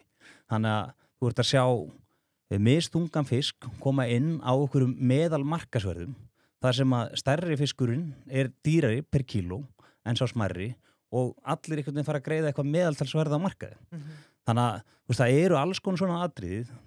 Þetta var keyrt af slíkum hraða í gegnum þingið.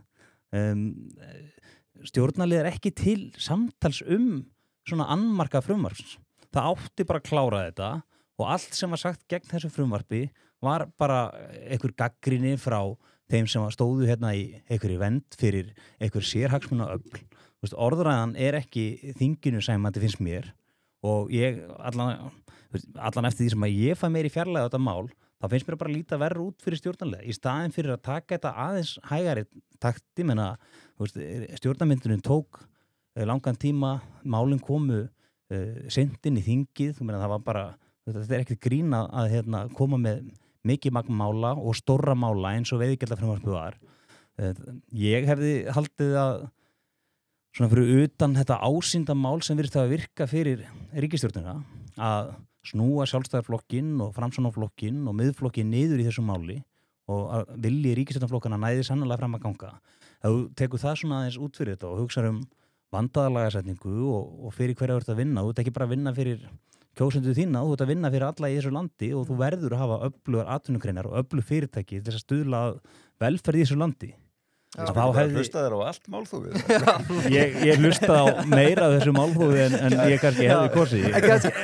Kannski til að slúta umræðin á sjó, þá langum að spyrja Þorsteinn, ok, bursi frá því, þú ert ósamlega ákvað að hraða þetta var gert og þetta hafi ekki gert í einhverju skrefum og annað. Það ákveð að fara með þetta mál fyrir þingið. Farsið sem tekur við eftir það, þingið fram að miðjan júlí ef ég man rétt og málþófið og kjarnorku ákveði, hvernig blasti þetta við þér? Sem gamall þingmaður og gamall ráðherra?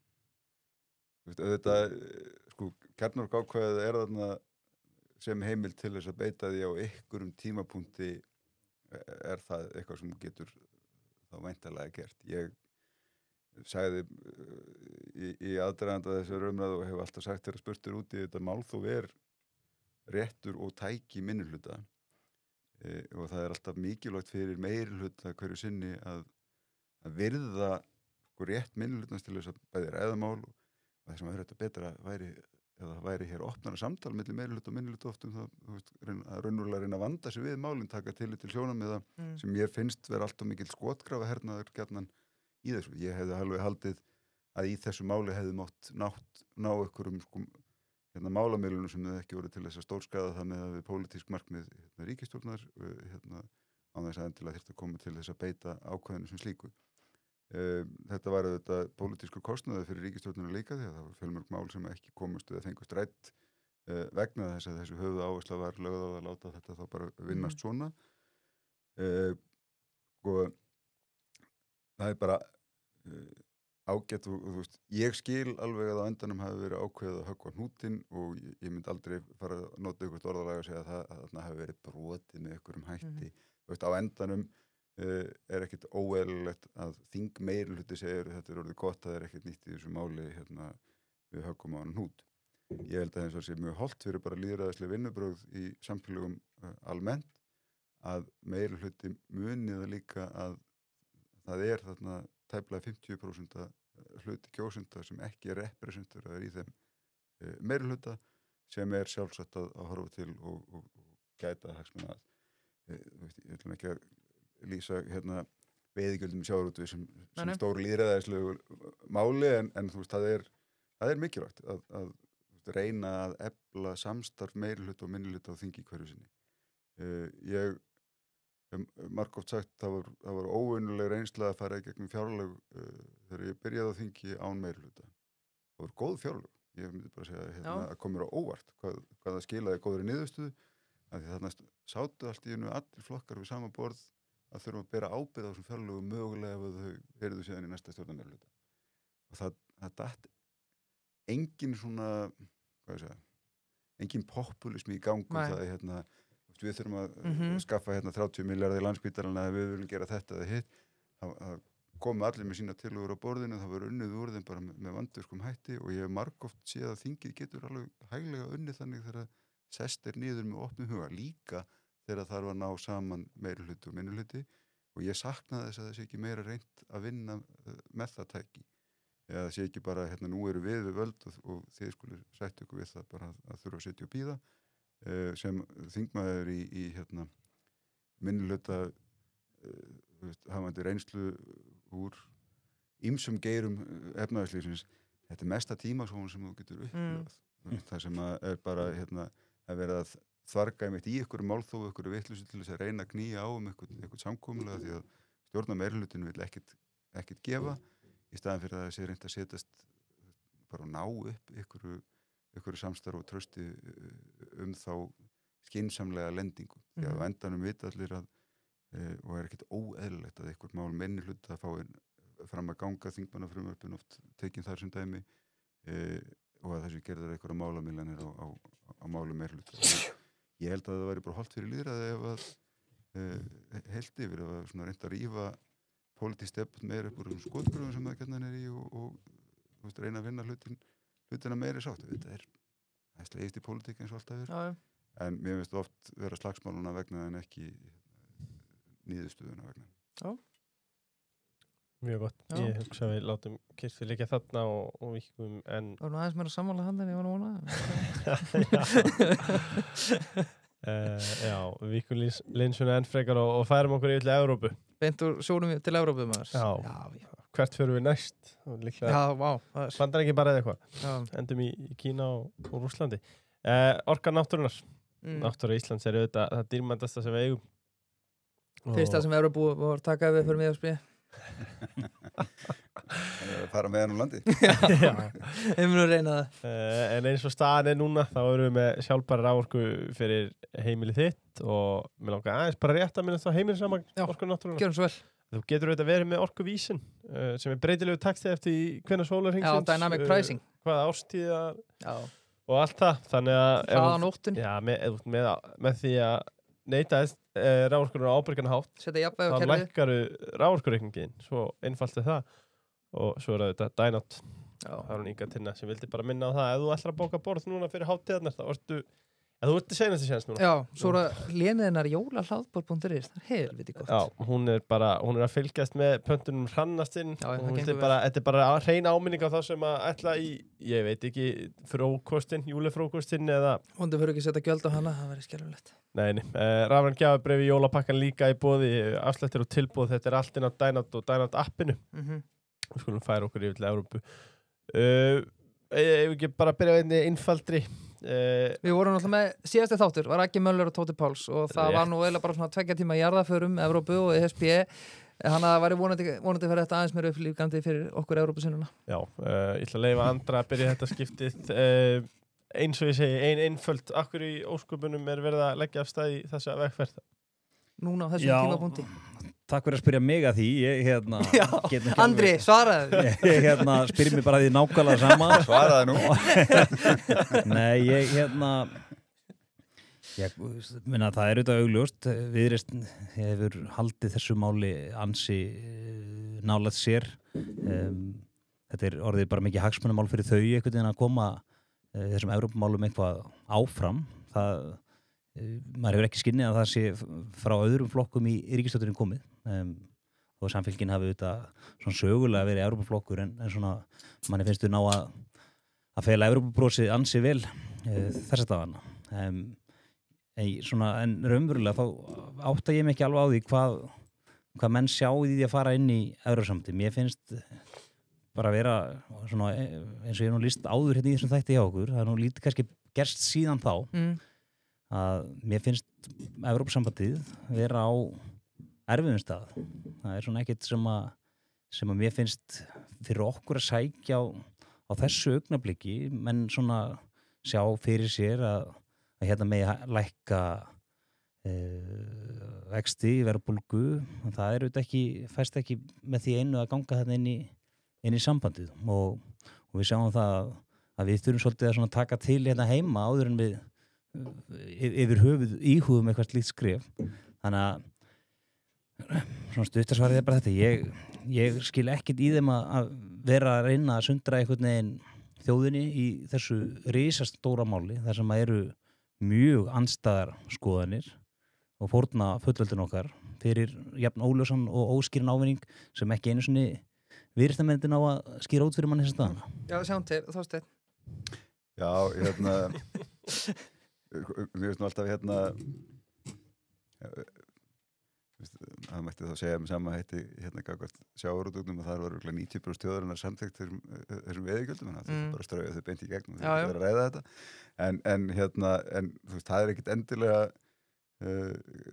eini mælikvarðinn á hvað eru mikilvæg málefni að ræða og leiða til lykta með einhverjum hætti og þegar kemur að Evrópumálunum maður er búin að heyra hennar frasa fyrir ekki bara alla æfi það er aldrei rétt tíminn. Nei. Það er alltaf eitthvað, það var Grikkland var að fara á hausinn í fjármálahruninu og Evrópusambandið hafði ekki tíma til þess að tala við okkur fyrir 20 árum síðan að sögna því að það verður svo upptekið við að taka á móti nýjum aðildarríkjum og svo kolli. Það er svo sem alltaf farið í sama frasan þetta er ekki rétt tíminn. Sko ég veit alveg að Evrópa er að glíma við ýmsar áskorunir. Draghi-skýrslan er ekki gripin úr tóminu, það er auðvitað verið að hafa raunverulegar áhyggjur af því bara hver er framleiðni vandi og í hverju liggur framleiðni vandi Evrópu. Við skulum heldur ekkert gleyma því, Guð minn almáttugur, Bandaríkin er að glíma við sinn vanda. Alltaf vísa til Bandaríkjanna sem þú veist, einhvers safe haven í þessum öfnum. Hagvöxtur Bandaríkjanna er á einhverjum 5 svæðum, þú veist, sem þekja innan við 10% landsins og munurinn í lífskjörum fólks milli fylkja, milli landsvæða í Bandaríkjunum kannski hvergi meiri í svona þróuðum vestrænum samfélögum og bara við sjáum í hvaða ógöngur bandarísk stjórnmál eru komin út af, hvað við segja, ég myndi bara segja skort á jöfnuði sem að þar hefur verið allt og lengi við líði. Bara fólk sem hefur ekki aðgang að heilbrigðisþjónustu og svo framvegis. En gerum þetta ekki umræðum Bandaríkin þó að þau séu að glíma við sitt. Sko ég er viðreisnarmaður, ég gekk sjálfur sér ekki til leiðs við viðreisnar út af Evrópumálunum einum og sér. Ég gekk til leiðs við viðreisnar því ég horfði á þetta sem frjálslyndan markaðssinnaðan flokk sem að mér ást bara með fullir virðingu fyrir sjálfstæðarflokkin bara töluverður skortur á var búin að kjósa sjálfstæðarflokkin fram að þeim tíma alla tíð. En ég horfi alveg til menn geta þvarga fram og tilbaka að krónan er ekki góður gjaldmiðill, hún er ekki alþjóðlega gjaldgeng, hún er ekki notuð af stórum hluta atvinnulífsins okkar, hún mun alltaf fela í sér sjálfstæðan vaxtakostnað og þá er ekki að tala vinnumarkaðsvanda og verðbólguvanda okkar, heldur bara að það er ekkit óeðlilegt og fullkomlega viðbúið að lítill gjaldmiðill beri eitthvað áhættu álag í verðlagningu. Þannig að við munum aldrei ná sambærilegum vaxtakjörum á við evrukjör. Að því sögðu evran heldur ekki töfralausn í hina áttina að við getum eitthvað með eins og hendi sér vegið að leyst okkar eigin vandamál bara með upptökunar. Það þarf að ræða þessi málu gagnsæi og skynsemi. Við þurfum að leysa vinnumarkaðslíkanið sem við ætlum nú að ræða kannski þetta Já, eitthvað eftir. heldur betur. En það eru innlendir þættir og innlend vandamál sem valda hér krónískri verðbólgu sem hærri heldur en í nágrannalöndum okkar. En við þurfum líka auðvitað viðurkenna það að það er áhættu álag á gjaldmiðlunum sjálfum. Og ég held að við getum klárlega náð góðum árangri með upptöku alþjóðlegs gjaldmiðils. Það er alveg rétt og þess vegna sakna ég alltaf umræðunar, svona yfirvegaðar bara málefnilegar umræðu. Tekur hún á okkur sveigjanleika? Já, krónan grípur oft fallið fyrir okkur í djúpum krísum. Það hjálpar okkur alveg. Það er kostnaðrið í líka. Við kannski okkur hættir til meira kæruleysis vegna þess að við réttum okkur svona eitthvað í gegnum gengisfall bara út úr vitleysunni. En ég sé ekki hættuna í því sem eru nú stefna þessar ríkisstjórnar að spyrja þjóðina bara viljiði taka upp viðræður. Ég veit ekkert hvaða tímasetning er þar höfð í huga. Það var sagt fyrir 27 sem þá svona þegar að heilla undir seinni hluta kjörtímabils. Ég myndi búast við því að það sé ekki verið að fara mjög eitthvað lengra með það mál heldur en það, einfaldlega því að það er óljós þingmeirihluti nema Flokkur fólksins hafi skipt skoðun í Evrópumálum fyrir. Það myndi ætla að það sé nokkuð skýr meirihluti gegn, en ég þekki ekki til þar, en ég veist nú ekki ekki eitthvað stór hættuleg vegferð sem að haldið upp í að bara spyrja þjóðina sem hefur verið í pólitískri umræðu frá hruni.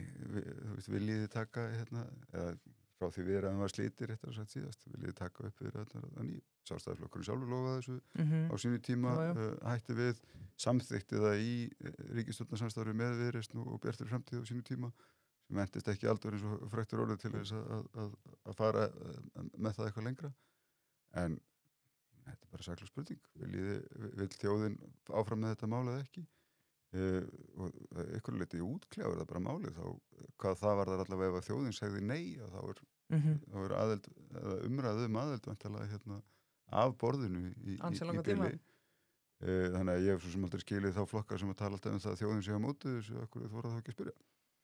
Já, ég held að það sé hljóta auðvitað einhverju litið snúast það að mönnum þykir ekki ástæð til þess að fara og kosta til miklum mannafla, miklum peningum í eitthvað samtal án þess að við séum einhvern veginn samfærðum að við séum fara að ganga að inn. Minna, þú veist það, með þessum rökum gætur þú bara ákveða tjekka á hinu og þessu af því að þú vilt bara komast á einhvern veginn lausn lífsins og ég segi í tilfelli Evrópussambandsins, minna þetta er allt rétt sem að þú segir Þorsteinn, auðvitað eru hlutnir ekki svartir og hvítir, menn það er alveg þannig að eins og að krónan kemur mörgum kostum þá er hann ekki gallalaus og það saman má segja um evruna, en mér finnst við líka bara þurfa að spyrja okkur að stærri spurninga en bara sem við kemur gjaldmiðlum, en annars getur það bara fært umræðuna yfir í ykkur gjaldmiðlamál, einu og sér menn það er bara alltaf unnur umræða. Já.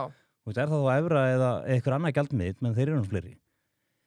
Af því að það sem að ég horfa á, við erum ræðið útlendingamálun á það, menna Evrópa er að klíma við töluvert mikla erfiðleika í svona menningarlegum atriðum sem ég hef áhyggjur af. Við sjáum að samaskapi að Frakkland núna er bara með gjaldróts, langar með að segja, með gegnumsjóðstreymi sitt í lífeyriskerfunum, en að það er ekki bara í Frakklandi sem það er staðan. Þetta er með öldrun þjóðana, þá er þetta svona bara mikil snjóhengja sem að hangir yfir Evrópu.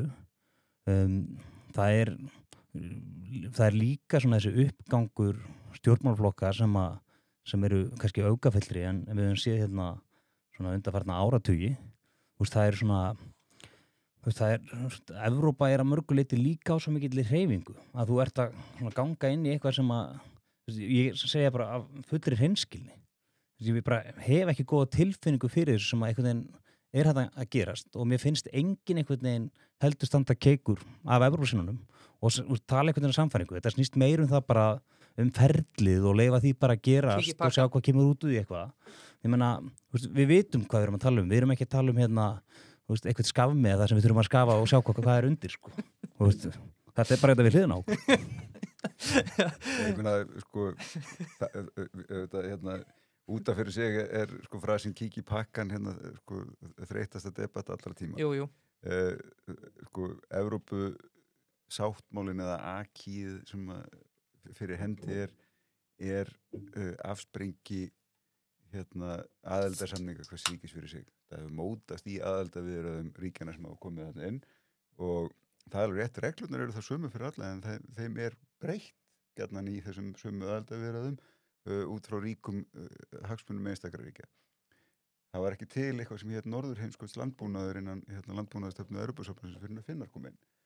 Þannig að auðvitað algjört kjaftað að tala um það að það er ekki hægt neitt að semja. Það auðvitað eitthvað að semja og líka liggur alveg augum uppi fyrir hverja þá ríkisstjórn sem hyggst sækjum aðild að Evrópusambandinu.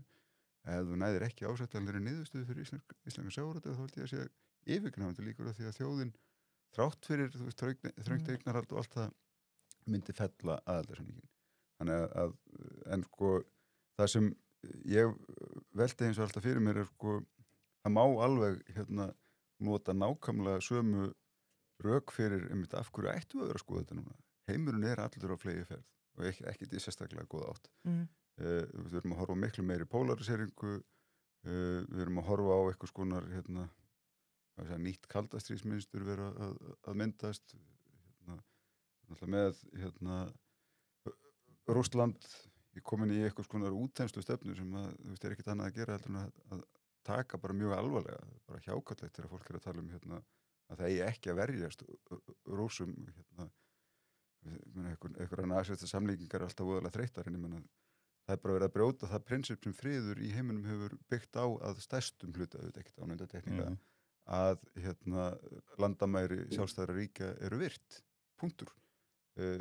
Rússar eru ekki að virða landamæri í Úkraínu, við því þarf að bregðast með að fullu aflíða því annars munum við bara láta reyna það á næsta stað og næsta stað. Kína við vitum ekkert hvort eða hvenær þau munu láta reyna á Tævan. Við erum líka að glíma við þá stöðu undir núverandi forseta Bandaríkjanna að þetta ekki sami bandamaðurinn og Vesturlönd höfðu áður. Það áhuggefni mjög víða og þarna myndi ég segja sko Evrópa að mörgu leyti að skína þessa dagana. Það er að segja bæði gagnvart viðskiptafrelsi, það er að segja að reyna að slást gegn þessum tollatilburðum Bandaríkjanna en eins líka sem þá útvörður í slagnum við Rússa í hvað að segja svona mjög ef að segja væskilslegum stuðningi Bandaríkjaforseta akkurat í augnablikinu. Það er náttúrulega Úkraína átti mjög dyggan stuðning fyrrum forseta en ég held að núverandi forseti veit ekki hvort hann styðji Úkraínu eða Rússa hvaða dagur vikunar það er. Já, aftur, ég ætla ekki að láta eins og ég sé á móti öllu sem að Evrópusambandi stundu fyrir og aðeins lengra en það, kannski svona 2 tíma. Já, og Evrópusambandið hefur auðvitað gert á bara mjög ríkan þátt í því að það hefur ríkt friður í álfunni frá stofnun sambandsins. Það er einna mikilvægasti ávinningurinn af Evrópusambandinu. En finnst ef fólk vera að blanda saman eins og hann endir á hann gjaldmiðilsumræður og svo ESB per se? Ertu ekki alltaf að segja það? Jú, alveg klárlega. Þetta er einhvern veginn öllu skellt saman í eina sæng og svo bara á helst að loka þeirri umræðu og segja bara sjáum síðan hvað kemur út úr pakkanum. Og það er svona, og mér finnst það kannski svona full svona bráðlát nálgun einhvern veginn á þetta allt saman. Og þess vegna bara fínt að þetta sé rætt eins og annars staðar. En nei, eins og segi, Evrópa hefur tryggt góðan frið í Evrópu og ég held að álfa mæri Evrópusambandið hefur tryggt góðan frið í Evrópu og ég held að álfa mæri á allt öðrum stað ef við hefðum ekki þetta frábæra samband. Já, samband. En það er eins og að kemur sjálfsög aðild Íslands að Evrópusambandinu nákvæmlega ekkert við. En það sem að hefur trublað mig langmest í tilfelli Evrópusambandsins, það er hvað menn hafa prjónað yfir sig í hvað ég var að segja í einhvers konar húðun, gullhúðun ég ætla ekki að segja gullhúðun, þetta er bara svona regluverka farkan ætla ég að segja og menna þó að menn séu kannski allan búin að viðurkenna vandan sem er kannski fyrsta skrifi gengist við því að þeir hafi gengið allt og langt þá erum við ennþá langt frá því að sjá Evrópu komna á sama stað og til dæmis Bandaríkin þegar kemur að svona athafnafrelsi einstaklinga og fyrirtækja. Við auðvitað höfum verið að innleiða því miður allt of mikið eftir þeim og gert það með okkar gullhúðunum, þannig að við höfum gengið lengra en Evrópusambandið gerir á köflum. Ég er að segja sko... Drjúgur vandi bara okkar eigin gullhúðun á Evrópuregluverkið. Sko. Já, nei, algjörlega. Ég segja... Og það er mjög oft að ganga mun lengra heldur en alveg klálega, algjörlega. Og ég segja, og nóallant að fyrir, sko. Þannig ég er að segja, sko, punkturinn við höfum auðvitað að vera að vinda ofan að þessu, þegar ég var í ráðundinni Áslaugu Örnu, þá vorum við náttúrulega með gervigrindamálinn þarna hjá okkur og vorum búin að vinna, bara eiginlega tilbúin með gervigreind sem átti að fara að skanna fyrst hjá okkur og síðan af kolli í ráðundunum, bara löggjöfina með tillit til gullhúðunar.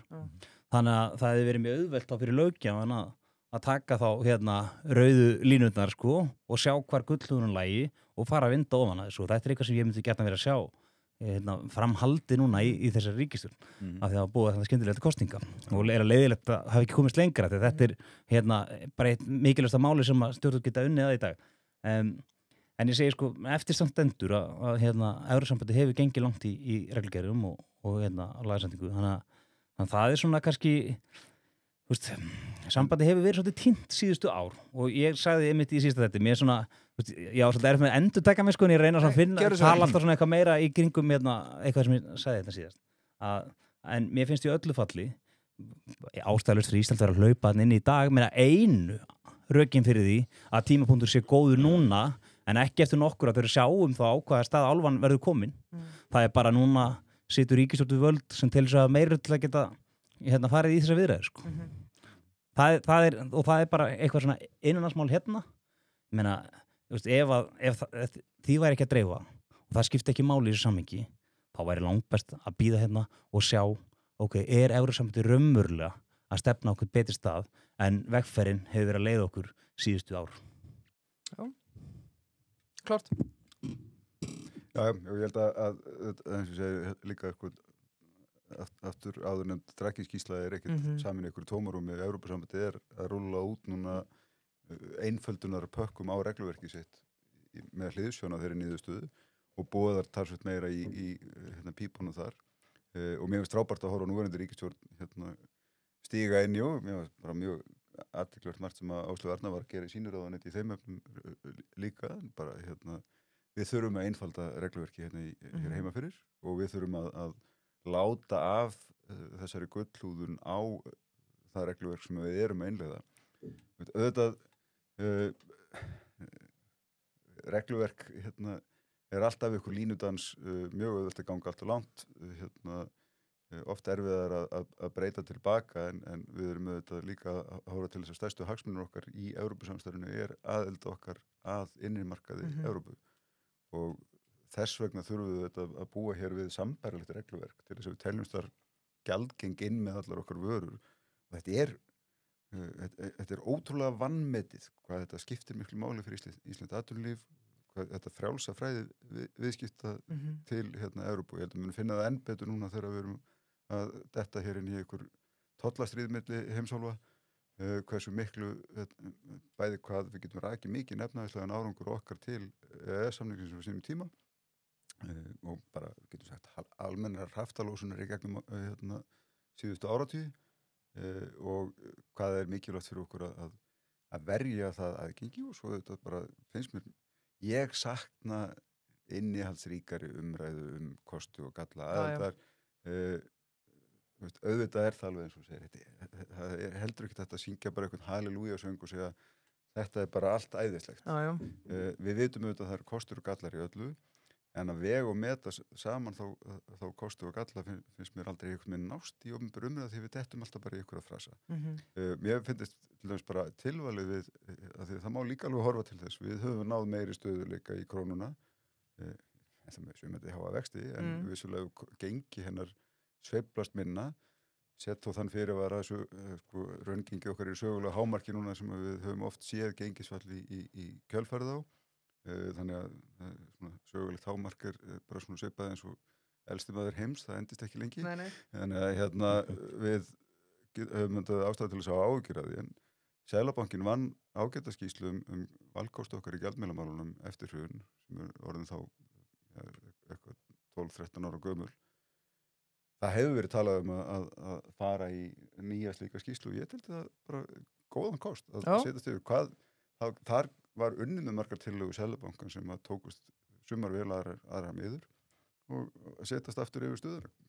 Hverjir eru okkar bestu kostir í stöðu, hvað var gjaldmiðlamálinu, og geta það tekið það inn í umræðu aðildarviðræður ef að þær kemur upp. Ég er nú ekki að sjá að aðildarviðræður fara undir í neinni bráð, sko, en ég ger ekki ráð fyrir því að þessi ríkisstjórn klári það sem hún hefur sagt, að þjóðin fái þá að segja til það hvort að þær út í þær skuli haldið eða ekki. Já, klart. Og ég tek undir með Þorsteini þarna að maður saknaði þess að fá málefnalega umræðu þessi mál. Þetta er sem Gulli hefur verið að tala og það hefur oft vantað að við fögnum því hér í kvöld að vera með 2 menn sem eru að ræða þetta málefnalega. Já, faglega. Óháð egói og flokkspolítík og öðrum þáttum. Þetta er bara búið að vera virkilega gott og þarft í ljósi þess að núverandi ríkisstjórn setur þessi málefni á oddinn. Mikið verður líka bara gott þessi þjóðaratkvæðagreiðsla er búin, þá getur við bara vonandi allavega, ef það er nei, þá getur við hægt að ræða þetta allavega. Þá getur við fara að ríðast niðurstöðuna. En við látum þetta duga hér í bili og færum okkur yfir í íslenska vinnumarkaðsmódelið.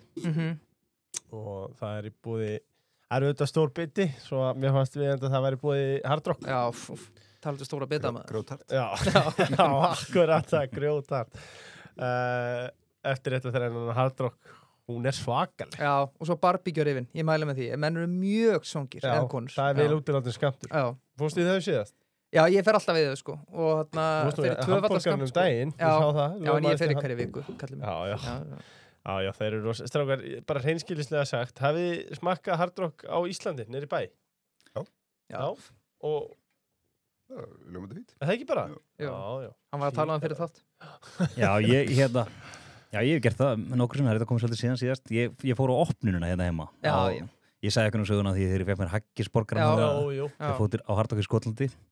En ég fór á þessu opnun og þar sem er Hard Rockurinn alltaf þeir eru með opnun að selja eitthvað svona Hard Rock merch.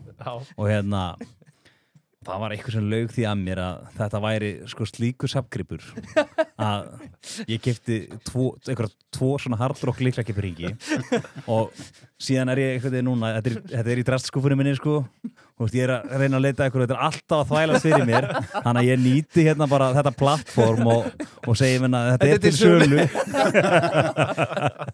Alltaf annar þeirra.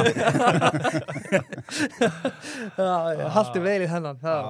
Ljómandi gott og rétt snögt líka Sjöstrand, kaffivélar fyrir Hilki. Þeir auðvitað með Hilki sem gangi fleiri vélar. Já. En með hverjum kaffibolla þá er þetta eitthvað að hjálpa umhverfinu sem er geðið. Það er nú fáar þá nokkur jafn snotur og Sjöstrand kaffivélin. Nei, engar. Sko varist eftirlíkingar. Já, sko gullvélin er auðvitað huguleg. Einhver er í pólura játnunu sko. Sjálfur er í silfurkall. Já. En svo er auðvitað kaffi sjálft í sjálfbærum Hilkjum. Þetta er auðvitað bara unnu úr kaffikorgi og það má bara hendi þessu beinti. Ég held ég megi slá því föstu og sé að fara með rétt mál að þetta sé eina full endurvinnarlega Hilki sem býðst á Íslandi. Já, það er dálítið þannig. Og Chess After Dark eru auðvitað miklir sjálfbærandi menn. Við erum sjálfbærandi vottaðir. Þannig að við fögnum þessu. Sjöstrand eru það einnig. Skulum fara okkur að íslenska vinnumarkaðsmódelinu. Við erum auðvitað með fyrir fórstjóra SA í setti, svo við ætlum að nýta okkur það til hins ítrasta. Já, og höfum gert það að við komið áður. Byrjum á því, væri gott skref fyrir Ísland að auka samkeppnishæfni sína að stjórnmálamenn hætti að skipta sér af kjaradeilum? Hvernig væri það? Já, sko, þetta má segja að bara meginreglan á að vera svo að stjórnmálamenn tjáu sig ekki einstakar kjaradeilur með einum hætti. Það hefur nú verið reynt að taka á opinbera vinnumarkaðinn út úr þeim parvegi að stjórnmálamenn séu með einhverjum hætti að tjá sig þær. Til þess erum við með þá sértæka samninganefndir fyrir sveitarfélög og ríki. Í okkar líkani hefur við verið með inngrip í formi lagasetninga sem hefur þá verið svona eitthvað svona neyðar rofi getur við sagt fyrir vinnumarkaðslíkanið okkar þegar talið að allt sé að fara úr böndunum eða rjúfa algjörlega þá þann frið sem skapast hefur. Þetta geta náttúrulega snúist þá, sérlega kannski fámennari stéttir í seinni ár eins og flugstéttirnar sem þetta hafa gríðarlega sterkt verkfallsvopn, fámennari stéttir sem geta loka landinu. Heldur betur. Eins og við erum að sjá núna. Þannig að það væri alveg klálega til bóta. Ég eins og heldur þetta að stærsta vandamál okkar vinnumarkaðslíkans bara skorturinn á sátt meðal aðila vinnumarkaðarins eftir hvað leikreglum skulu unnið. Já. Og og hvort vinnumarkaðslíkanið okkar geti skilað okkur stöðuleika eða ekki. Ég held að allir hljóta allavega að vera sammála þá staðreynd að við erum með viðvarandi hærri verðbólgu og hærra vaxtastig heldur en nágrannalönd okkar og við erum á sama tíma með viðvarandi hærri launahækkanir og við erum náttúrulega fyrstulega að horfa á það að okkar tegund vinnumarkaðslíkans óvinnuleg. Já. Hún er ekki víðar praktísjöruð í þeim mæli sem við praktísjörum hana. Þetta við og Norðurlöndin og kannski Þýskaland öðrum fremur sem hægt að horfa á til einhverjar fyrirmyndar í þessu. Einhver anglósaxneska heimina þá náttúrulega alltaf til að verkalýðsfélögin eru mjög veik, það er ekki miðlægt samningsvald með þeim hætti sem miklu einstaklingsbundnari samningar. Það má alveg taka debattinn það hvort teljist betra eða verra. Það alveg ljóst að það minni efnahagsleg ógn af dreifðum samningum. Þegar samningsvald dreifstýrt þá það ekki eitthvað miðla ákvörðun sem tekin sem hefur þá einhver allsherjar efnahagsleg áhrif. Líklega að fyrirtæki sé að greiða eftir svigrúmi sínu heldur en að rjúfa það með þeim hætti. En ég hef eins og sjálfur verið mikill aðdáandi þessara norrænu líkana því ég held að þau hafi einmitt sem kannski í þessari líðhyggju þróun sem við sjáum víða skipt bara miklu máli. Það mikill jöfnuður á Norðurlöndunum öllum. Þau eiga það samt einhvern veginn sameiginlegt að teljast opin hagkerfi. Þau eru yfirleitt bara mjög svona frjáls óheft viðskipti að stærstum hluta í þeim öllum. Þetta öll með svona mjög sterka sósíaldemókratíska formgerð, getum við sagt, og vinnumarkaðslíkanið hluti af henni. Þessi korporatismi, samstarf aðala vinnumarkaður og stjórnvalda eins og við vorum að tala með Evrópusambandið, ekkert gallalaust en þetta hefur klárlega skilað miklum árangri því að þegar við horfum á Norðurlöndin öll, Ísland þar með talið, þá stöndum við bara upp úr á heimsvísu þegar kemur að bæði bara auðlegð, ef við mætti orða það þannig, lífskjörum, hamingju, aðgengi almennu velferðarkerfi, lífslíkum, endalaust hægt að benda á og er óvinnulegt að jafn lítið svæði í heiminum og Norðurlöndin sé alltaf í topp 10 og alla þessa mælikvarða. Kannski alveg þess vert að velta fyrir sér af hverju. Ég held að þessi formgerð vinnumarkaðslíkanið þar með talið skipti þar miklu máli. En okkar alveg klárlega ábyrgt fyrir því að hér eru við með alltaf mikla verðbólgu og háa vexti. Það má rekja, myndi ég segja, bara langstærstum hluta þann vanda til vinnumarkaðslíkansins og þeirra staðreynd að í allan þennan tíma höfum við ekki getað komið okkur saman leikreglur. Já, Andri, við sáum það að Ásgeir var fyrir svörum á þingi í morgun það sem að hann var einmitt eiginlega hamra bara þeim sem Þorsteinn er að tala og bent dálítið bara á vinnumarkaðinn og það kannski dálítið það sem þú búin að tala um evru og fara inn í Evrópusambandið en þetta kannski heima tilbúna vandamáli okkar. Já, ég ég tekum undir það, mann finnst svona við oft bara vera aðeins að míga í skóin okkar þegar að hópa til einhvern veginn fara fram með sína kröfur af því að þannig að ég bara horfa aftur örfá ár til að sjá að þetta fer alltaf sama rúndin sko. Við erum að horfa til Norðurlandana og þá nú yfirleitt svona reglulega bent á það að ríkissáttasemjara vantar sömu heimildir og sáttasemjararnir á Norðurlöndunum hafa og núna í síðustu viku þá mælti nú Jens Garðar Helgason fyrir stíku frumvarpi varaformanns Sjálfstæðisflokksins á þinginu og eru gaman að sjá svona hvernig því máli vegnar, hvort að fái framgang, en það bara hort til þess að veita þá sömu heimildir sem sannarlega myndur svona hjálpa til við að vera þetta smurhjól á milli aðila. Annað sem að menn hafa svona hort aðeins í að hérna náttúrulega í sjálfu sér skyldu aðild að stéttarfélögum, það að segja með þessum forgangsréttar ákvæðum að þá ekki raunverulegt félagafrelsi í landinu og það nú annað frumvarp sem að þingflokkur Sjálfstæðisflokksins hefur lagt fram núna nokkur skipti á þinginu án þess að það hafi hlotið framgang. Það komur þetta fyrst fram þegar við vorum í ríkisstjórn en kláraðist ekki þá. Þannig að það alveg svona, þú veist, hvað maður að segja, svona skrúfur sem að ekkert svo mikið mál að kippilag til þess að gera hlutina þá svona einhverju leyti væntanlega færa okkur á betri stað gagnvart því sem að svona þykir nú bara frekar vel gert hérna nágrannlöndunum þar sem við berum okkur saman við. Já, og það má kannski heila taka undir og svo ég kannski tengi aðra umræða því að það búið að vera heldur gaman hjá okkur í kvöld þannig að Leifur í dagskrárgerð og hann að spila þetta heldur vel eins og með BSRBS skilur við erum að tala við erum með meingalla vinnumódel, þeir eru brjálara því að það má allt inni fara að reka bera starfsmenn sko, hætta með að gefa þeim 17 áminningar til þess að mögulega megi skoða einhvern tímann að reka á við sjáum að BSRB til dæmis, ég ætla aðeins að þetta er smá framhjálp hjá mér, þeir eru ekki ánað með Kópavogsmódelið í leikskólamálum skýtur þetta ekki ansi skökku við eitthvað?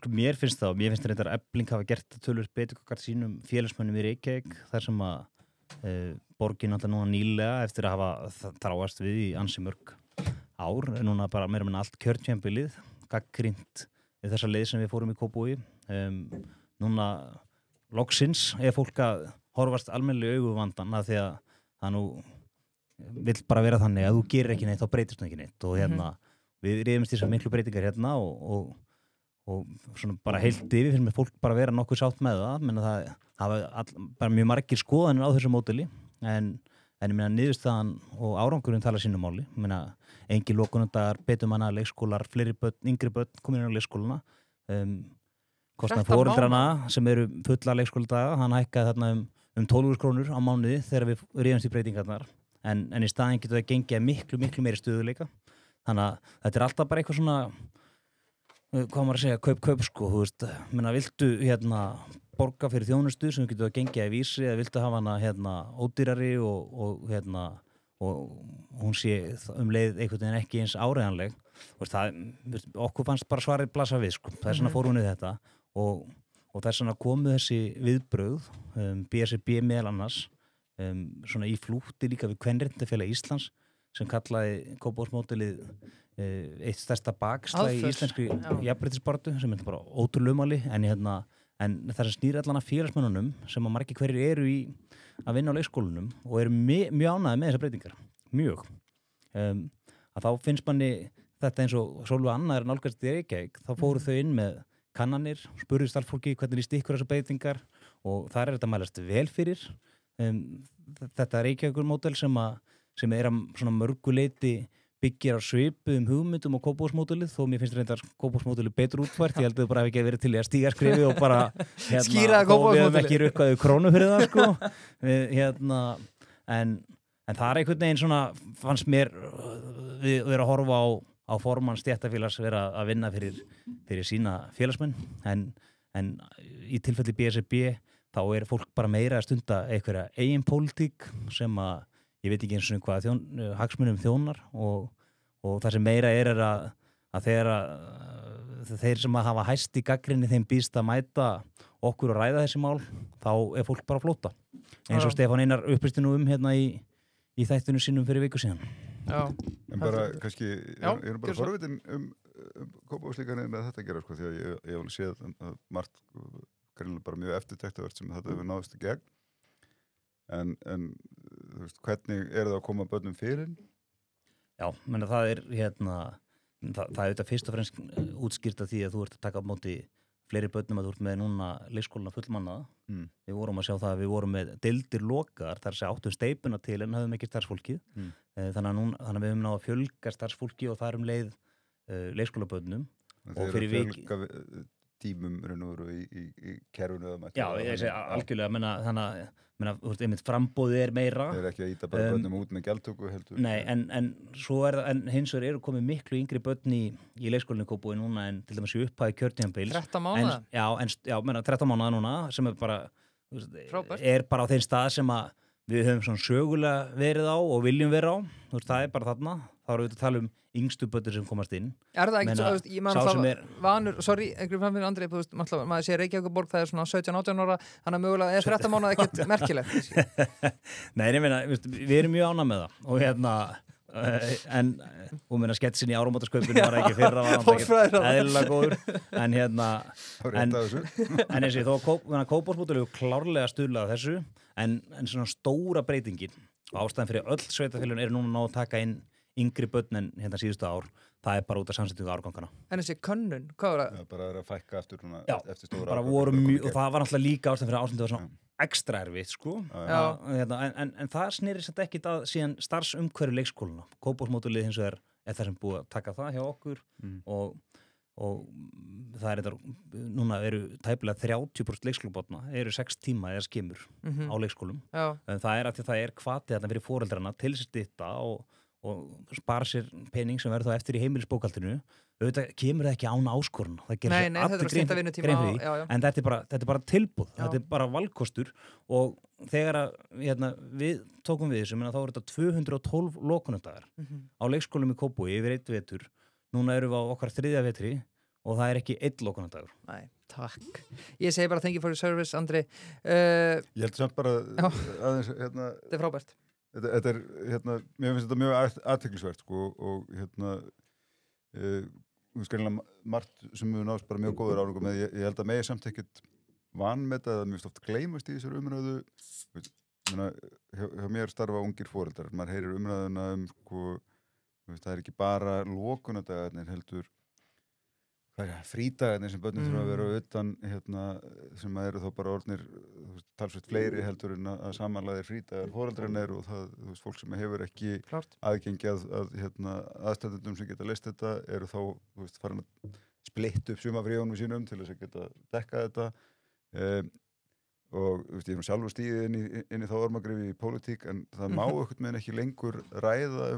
sko, hlutverk leikskólana sem einmitt dagvistunar fyrir börn meðan að fólk í vinnu sem er alveg mikilvægur þáttur í ég veit að sem betur fyrr er verið að efla þær bara hvað segja sem þroskandi vettvang hérna, kennslu og annað þess sem er frábært og mikil áherslu á velíðun barnanna en þetta er auðvitað líka bara mikilvægur þáttur fyrir vinnumarkaðinn og sem ég veit að hvernig þetta félagið með kannski harðorðri álóttun og allt það en það er þetta bara grundvallar áhugur.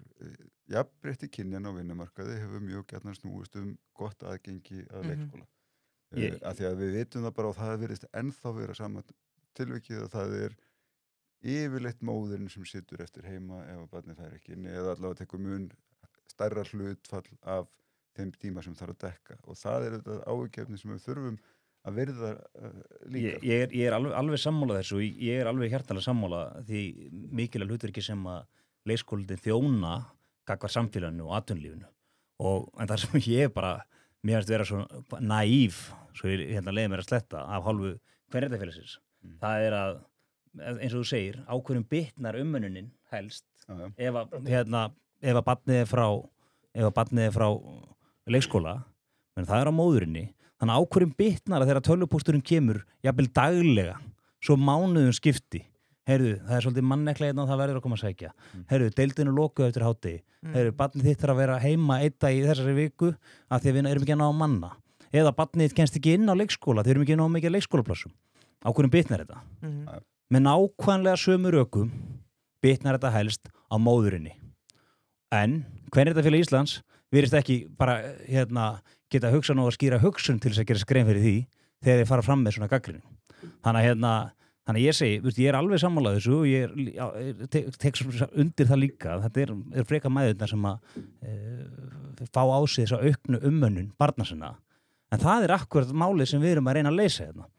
Og að þú talar lokurenda, menn þá er svo leið sem að við fórum í í Kópavogsmódulinu og það nú til þess að koma allir móts við þessa vinnutímastyttingu, það auðvitað hluti vandasettan líka, það að segja, kjarasamningar leikskólakennara og leikskólastarfsfólks eru með þeim hætti að það kjarasamningsbundin vinnutímastytting sem að starfsmennir okkar eiga rétt á að taka út og með því að stytta leikskólabarnana, valkvætt fyrir foreldrana sem ákveði að gera það, þá tekst okkur að leysa hluta af vinnutímastyttingunni án þess að bitni þá á þjónustu við börnin, af því að þörfin ekki svo sama. Við erum líka með þessa dagar sem eru skertur opnundagar, en þeir eru samt ekki lokunadagar í eðlisinu, af því að við bjóðum upp á leikskólavist fyrir öll þau börn sem þurfa á því að halda, en það getur komið fyrir að það sé ekki á þínum leikskóla, heldur á okkur safnleikskóla í bænum. Og þetta eitthvað sem að mörgum þótti svolítið óþægilegt fyrst að vera að senda barnið sinna á nýja leikskóla, en við höfum lagt bara mikla áherslu á það að gera þetta eins notalegt eða gott fyrir börnin og mögulega hægt láta starfsmann helst að deild barnsins fylgja eða allavega leikskólanum. Og það hefur bara komið á daginn, svona eftir sem við fáum meiri reynslu á þetta og ég get alveg sagt það að þetta það atriði sem ég þóttu óþægilegast við þessar breytingar, en einhver síðan nauðsynleg að mér þóttu óþægilegt að þetta væri í öllu falli skert þjónusta þessa daga, en það er bara komið á daginn að þetta bara miklu minna mál en bæði ég og fleiri töldu, að því að börnunum finnst þetta bara spennandi, fara með ykkur að deildinni á annan leikskóla og eru bara skemmt þessi konunglega við það. Já. Þannig að ég verður bara að segja það er svona, hefur aðeins svona dempa mínar áhyggjur til þessu atriði. Klárt, þið viti hvert að setja X við í Kópavogi allavega. Til að slúta vinnumarkaðsmódelni afsakið þetta framhjálp, mér langaði bara svo rosalega að taka þetta, veit að Andri mikill áhugamaður í leikskóla. Ég held ég hafi nú spurt Þorstein þessu, en ég ætla aftur að því að ég reyna að láta ekki einn þátt líða nema að vitna í Heiðar Guðjóns, sem besti vinnur okkar. Hann segir, quote on quote, ég skil ekki þetta vinnumarkaðsmódel í Íslandi. Það séu 2400 fyrirtæki sem fylgir sér að baka við eitthvað sem heitir samtök atvinnulífsins og reyna að semja við yfir 100.000 launþega sem að baka við ASÍ. Ættum við kannski bara að leggja niður öll þessi verkalýðsfélög og láta bara hvern og einn semja fyrir sig, Þorstein? Já, bara slúta þess að. Hvernig líst þér á það? Nei, ég held að það myndi ekki verka neitt sérstaklega vel. Góð pæling samt? Já, Heiðar eru oft með mjög skemmtilega pælingar, ekkert alltaf sammálónum en alltaf áhugaverðar, en sko ég held að verkalýðshreyfingin nú bara fljóta að finna sér þá sko fórnarlömpin sem að ráðast á fyrst og móta þá línuna sem eiga svo að klára restina með sko. Ég held við þurfum auðvitað átt okkur á því bara í því verkalýðs fyrirkomulagi sem við erum í hér, fyrirkomulega verkalýðsfélagana. Þá erum við með yfir 90% starfsmanna í verkalýðsfélagi og ég held að það gríðarlega sterk verkalýðshreyfing og ég held að sé ekki svarið við því að veikja atvinnurekendahliðina. Ef ég man rétt hugsunarhátt eða þess að þá sagði hann að verkalýðshreyfingin svo upptekin við það að semja við öll þessi fyrirtæki. Það held ég á nútíma tæknir rosalega fljótlegt að senda okkur samningana í tölvupósti þegar búið að móta einhverja línu með hörðum skærum á okkur einstakar atvinnugreinar eða fyrirtæki. Já. Ég held að í því módeli sem við erum í, sem miklu vænlega bara að horfa til þess sem hinn Norðurlöndin hafa gert. Þau hafa náð betra samkomulagi milli aðila vinnumarkaðar sem það hvernig þau getur skapað meiri stöðuleika með þessu kerfi. Já. Og ég held bara ég viðurkenni það alveg að maður er mjög þreyttur á sko sömu tuggunni frá verkalýðshreyfingunni með þetta að gera. Þetta hefur ekkert með lífskjör eða þar að segja sko eitthvað réttlæti eða óréttlæti í kjarasamningum. Þetta snýst einfallega efnahagslegan stöðuleika. Við sjáum að hinn Norðurlöndin hafa náðu öll efnahagslegum stöðuleika upp úr svipuðu tímabili. Það var þeirra hrun í kringum 90 sem við fórum í gegnum mjög harðan efnahagskell, sambærilegar gengisfellingar, skuldavanda heimila og allt þetta sem við fórum í gegnum einhverjum 20 árum síðar. Þau fóru öll í uppstokkun á sínu vinnumarkaðslíkani sem kjarnastykki í þeirra endurskoðun og það hefur skilað innan við 2% verðbólgu að meðaltali yfir þessi rúmið 30 að 35 ár sem síðan eru liðin. Vaxtastíði, talandi með Evrópuminn, þau með sikkuran gjaldmiðil. Krónan er bundin evrunni, Finnar með evruna, Svíjar með fljótandi mynt og Norðmenn sömuleiðis. En við ekki þarna komni með, við erum búin að tala um í allt kvöld, en það töfralaust, þú veist, þarna ef þú nærð bara, þú setur einhver belti og axlabönd á ríkissjóð, þannig að þið get ekki eitt umfram það sem við eiga það, ert með skorður á vinnumarkaðnum, þá, auðvitað, kannski er þetta bara ennþá betra með evru eða eitthvað, en þarna er töfralaust, þetta er náttúrulega ekki töfralaust, því að þetta er hellingsvinna sem maður þarf að eiga sér stað og það þarf að viðhaldinni. En við myndum allavega ná okkur niður í það sem eftir sæti einhvers konar áhættu aðlaga myntin í vaxtastíg og það geti jafnvel meira sem minkað. Ég ætla ekki að ef við værum stöðugur efnaðiskerfið þá myndum væntanlega áhættu aðlaga myntarna sömuleiðis minkað. Allavega klálega getur náð miklu betri árangri heldur en við erum með í dag. Og að samaskapi evra við þær kringustöðin sem við erum með í dag, það getur einst okkur líka mjög erfitt. Að þá hingað til höfum við bara einfallega að nota sveigjanleika myntarina til þess að rétta vitleysuna að þurfum orðin sem mest og við verðum átt okkur á því raungengið í hæstu hæðum núna en eitt flugfélagið okkar var að fara á hausinn flugfélag er flugvélega þóttu eldsneyti og starfsfólk og það sem er þá okkar sérstæða launastigið okkar sem hátt í öllu alþjóðlegu samhengi gerir þennan rekstur augljóslega erfiðan og þeim erfiðari sem að kröfurnar verða meiri. Við þurfum að finna einhvern balans í þessu og einhvern stöðuleika í umhverfið okkar. Og ég held bara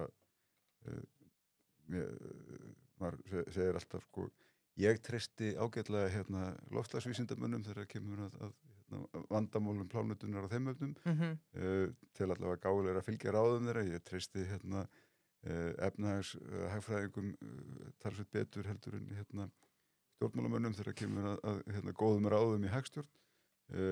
Ég skil ekki af hverju atvinnulífið og verkalýðshreyfingin séu ennþá að rífast þessi mál. Þetta er augljóst vandamál, lausnirnar eru til og við heldum samt einhvern veginn áfram að berja höfðinu við steinin. Hátt vaxtastigi á Íslandi er á ábyrgð íslenskrar verkalýðshreyfingar. Punktur. Heyr. Já, einmitt, þetta er alltaf þannig. Já. Mjög gott. Já, heyr eru bara fín orð. Þetta var þannig að Andri gæti ekki sagt. Nei. Lengjan. Ég hef svolítið verið að hotlustu tippa på síðkasti. Já, Vestri KR, þú ert á í KR. Tjóð held ég með Vestra á lögadaginn maður.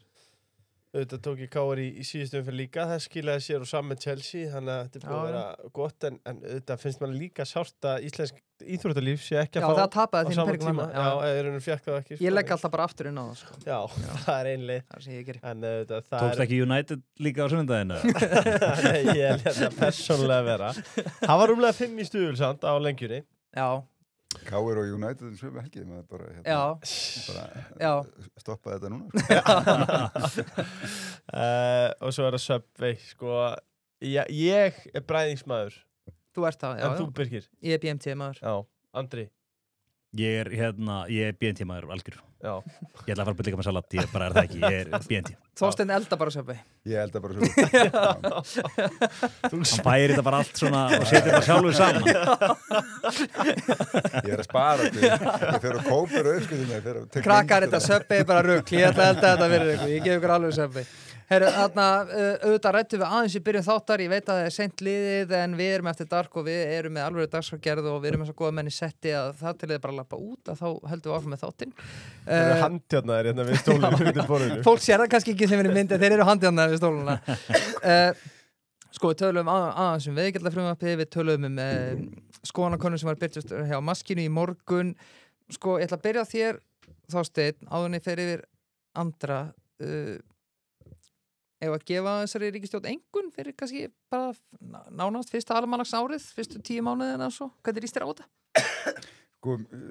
Mér líst bara mjög vel á mjög margt. Nú er maður, ég er ekkert virkur í pólitísku starfi lengur, get svolítið frjálstöfuð strókið og sagt bara það sem mér finnst. Ég gagnrýndi það hvernig henni var með veiðigjöldin. Mér fannst hins vegar mér finnst frábært að sjá tón sem er sleginn varðandi aðhaldi ríkisfjármálum Mér finnst frábært að sjá byrjað á hagræðingartillögum. Ég hefði gætna viljað sjá það ganga lengra. En þú veist, allar hagræðingartillögur eru samt af hinu góða. Það mér finnst frábært að sjá hluti eins og að fara í einföldun regluverks fyrir atvinnulífið skiptir miklu máli. Innleiða stöðuleikareglu í fjárlagagerðina, mjög jákvætt skref. Þannig að þú veist, mér finnst mjög margt jákvætt í þessu. Ég myndi eins og á sama tíma gagnrýna að sko síðasta ríkisstjórn var afleitt í Hræðileg. opinberum fjármálum. Hræðileg. Mikill útgjaldavöxtur og miklar áhyggjur þegar til þess stjórnarsamstarf var stofnað að þetta yrði svona límið í ríkisstjórninni yrði eyðslan.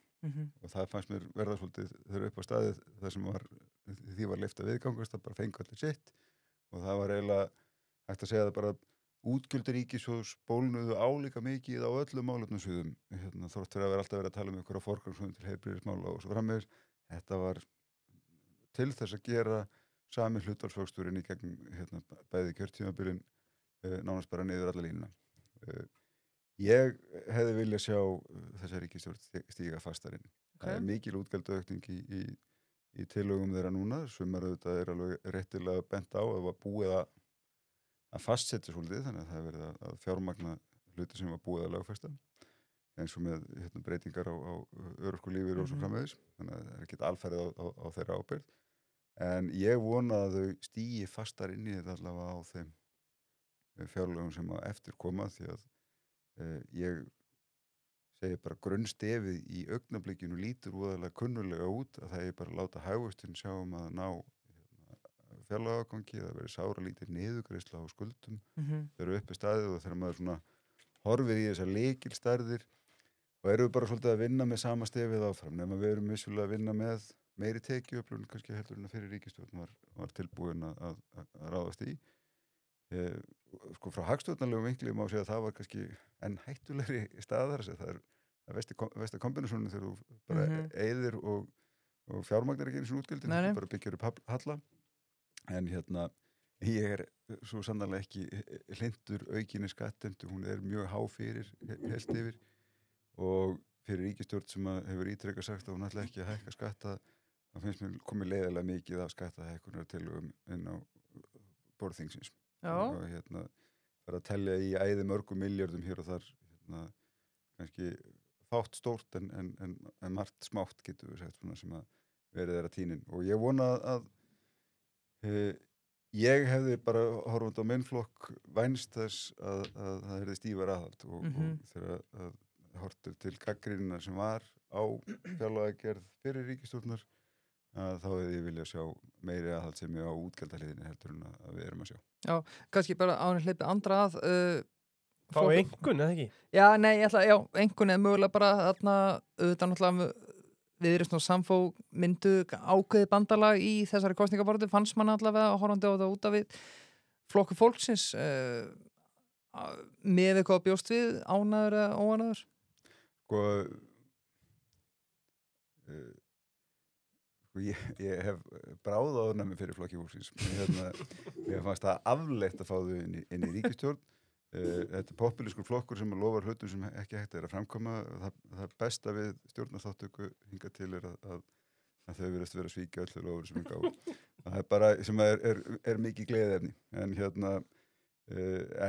þú veist, þetta ég er alveg skal bara segja svo ég bara þekki Ingu ágætlega, þetta er fínasta manneskja og mér finnst hún í mjög mörgum hlutum vera með hjartaður réttum stað þegar kemur að hennar málaflokki og það verður ekkert af henni tekið og ég er alveg viss hún hefist að vinna mjög ötulega bara mjög mörgum góðum málum þar en ég veit að áhyggjur af flokknum fyrst og fremst bara út frá svona hagstjórnarlegu jafnvægi og svona alltaf verið að það er gjarnan gripið til sko skyndilausna, bönnum verðtryggingu lög á Seðlabanka þreföldum örorkulífeyrir og svo framvegis þetta er ekki lausnir sem eru sjálfbæra til lengri tíma litið en það er ekki ráðandi í þessu ríkisstjórnarsamstarfi.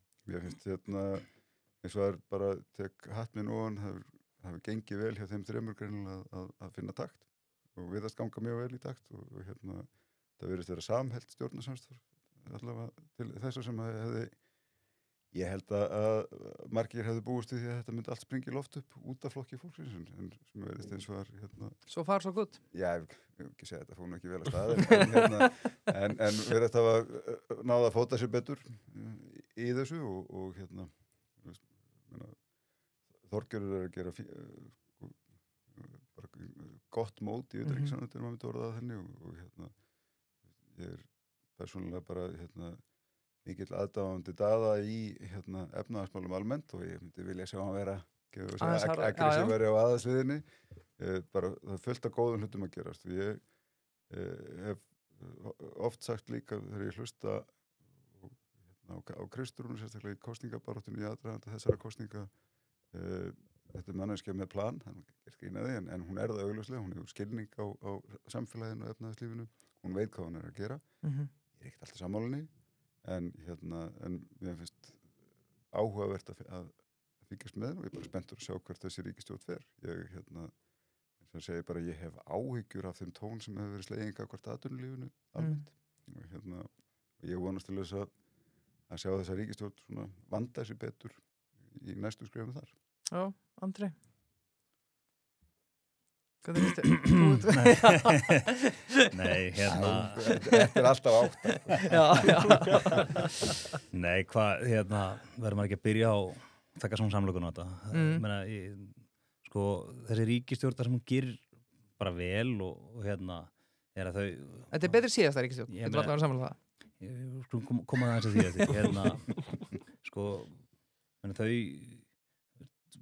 svona komandi úr síðustu ríkisstjórn þar sem að svona allan hvert almenningi var kannski mest að trufla var þessi svona þá var alltaf komin þreyta í þetta búin að fara í gegnum COVID, búin að fara í gegnum eldgos, ólíki flokkar svona bara komin styrleiki og erfileikar og upp á yfirborðið svona framan af, það er alltaf erfileikar í öllu samstæðum og það eru erfileikar í þessari ríkisstjórn en svona fyrstum sinn genguði betur að halda svolítið lokin á potturum sérstaklega meðan að gengu vel og þeim hefur bara tekist það vel þau voru að brydda upp á nýjungum þau halda sameiginlega þingflokksfundi sem að ég held að hafi sé svona mjög jákvætt fyrir þessa ríkisstjórn sérstaklega með svona wildcard eins og almennt bara upp á þetta ræðir í svona auðvitað upp að einhverjum marki þar að segja flokkarnir verða auðvitað geta líka hist hver í sínum lagi upp á, ef að Viðreisn væri til dæmis að halda fleiri þingflokksfundi bara flokkurinn, þá kannski væri meiri mótstaðin að þessar ríkisstjórnar við þessari óvilda einhverju leyti gagnvart ýmsum atvinnugreinum. Ég veit það ekki. Hvar gefst einhvern veginn ráðrúmi fyrir flokkin til þess að eiga þessi skoðanaskipti af því að nú bara þekki hvernig þingstörfum virka. Það eru á mánudögum, miðvikudögum, milli 1 og 3, þar sem það eru hvorki nefndafundir, né þingfundir og þingmennirnir og ráðherrarnir koma saman í sínum herbergjum og ráða að ráðnessum. Taka fyrir mál frá ráðherrum annarra flokka, ræða þau, gera við á fyrirvara og svo framvegis. Að gera þetta á einum allsherjar ríkisstjórnar, þingflokka ríkisstjórnarinnar. Það verður auðvitað ekki sama, það fer ekki sama að vinna fram.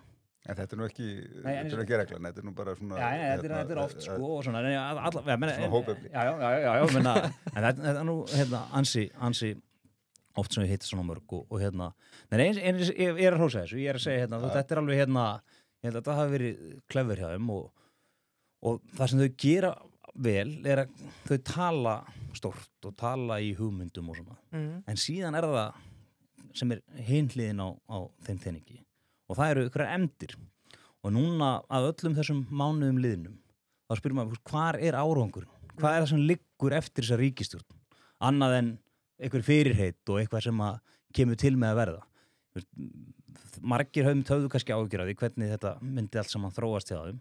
Ég held að eina ástæðan fyrir því að þetta er jafn svona samheldið og þetta er í dag er að því að lang stærsti hluti þessa kjörtímabils fóru í þessi veiðigjöld Já. það var ekkit annað sem komst að á meðan þannig að núna eru öll þessi mál sem var ítt til haustsins og reyndar hafa mörg bara ekkit komið inn ennþá menn þetta bara búið að vera í einhverjum þingmálum og einhverjum krúttmálum sko þessi stóru mál sem að búið að telja þjóðinni trúum að þessi ríkisstjórn geti komið í verk menn að þau ekkit komin í neitt verk þannig að það svolítið þú dæmir stjórnmálamenn, dæmir ríkisstjórnir út frá verkum þeirra en ekki orðum en þú nýtur auðvitað þess að vera í einhverju skjóli frá slíkri dómarasleggju sko þangað til að það er komið svona einhver reynslutími á þig og af því að veiðigjöldin voru þarna svo fyrirferðarmikil þá hafa menn verið í einhverju skjóli menn að núna eru þessi fyrstu fjárlög ríkisstjórnarinnar komið fram og frá flokkum sem að meira segja ennþá einhverjir talsmenn flokkana gagnrýna fyrri fjárlög ríkisstjórna fyrir að vera útgjaldafrek menn að þá núna verið að slá Íslandsmet í ríkisútgjöldum í fjárlagafrumvarpi Daðamás það nú bara eins og það það allir bara eftir síðastu 7 Íslandsmet sem voru slegin já, en ég meina sjálfstæðisflokkurinn heldur ekki lengur á því Íslandsmeti, það viðreist ég ekki að mæla þessu bót sko, ég reynda að glemdi byggarnum heima en þú færið hann en það bara staðan og þetta setur hlutina í eitthvað samhengi, ég meina þessar fjármálareglur sem að núna voru settar, hvað heitir þessi nýjasta regla en manni ekki stöðuleika reglan þetta náttúrulega bara skattakvati algjör svigrúmi ekki neitt nema menn séu að sækja sér nýja tekjur og allar nýjar tekjur sem hefur verið að sækja þetta 30 milljarðar skattahækkun á fyrirtæki og einstaklinga í landinu sem eru búið núna þetta alltaf að fara í ný útgjöld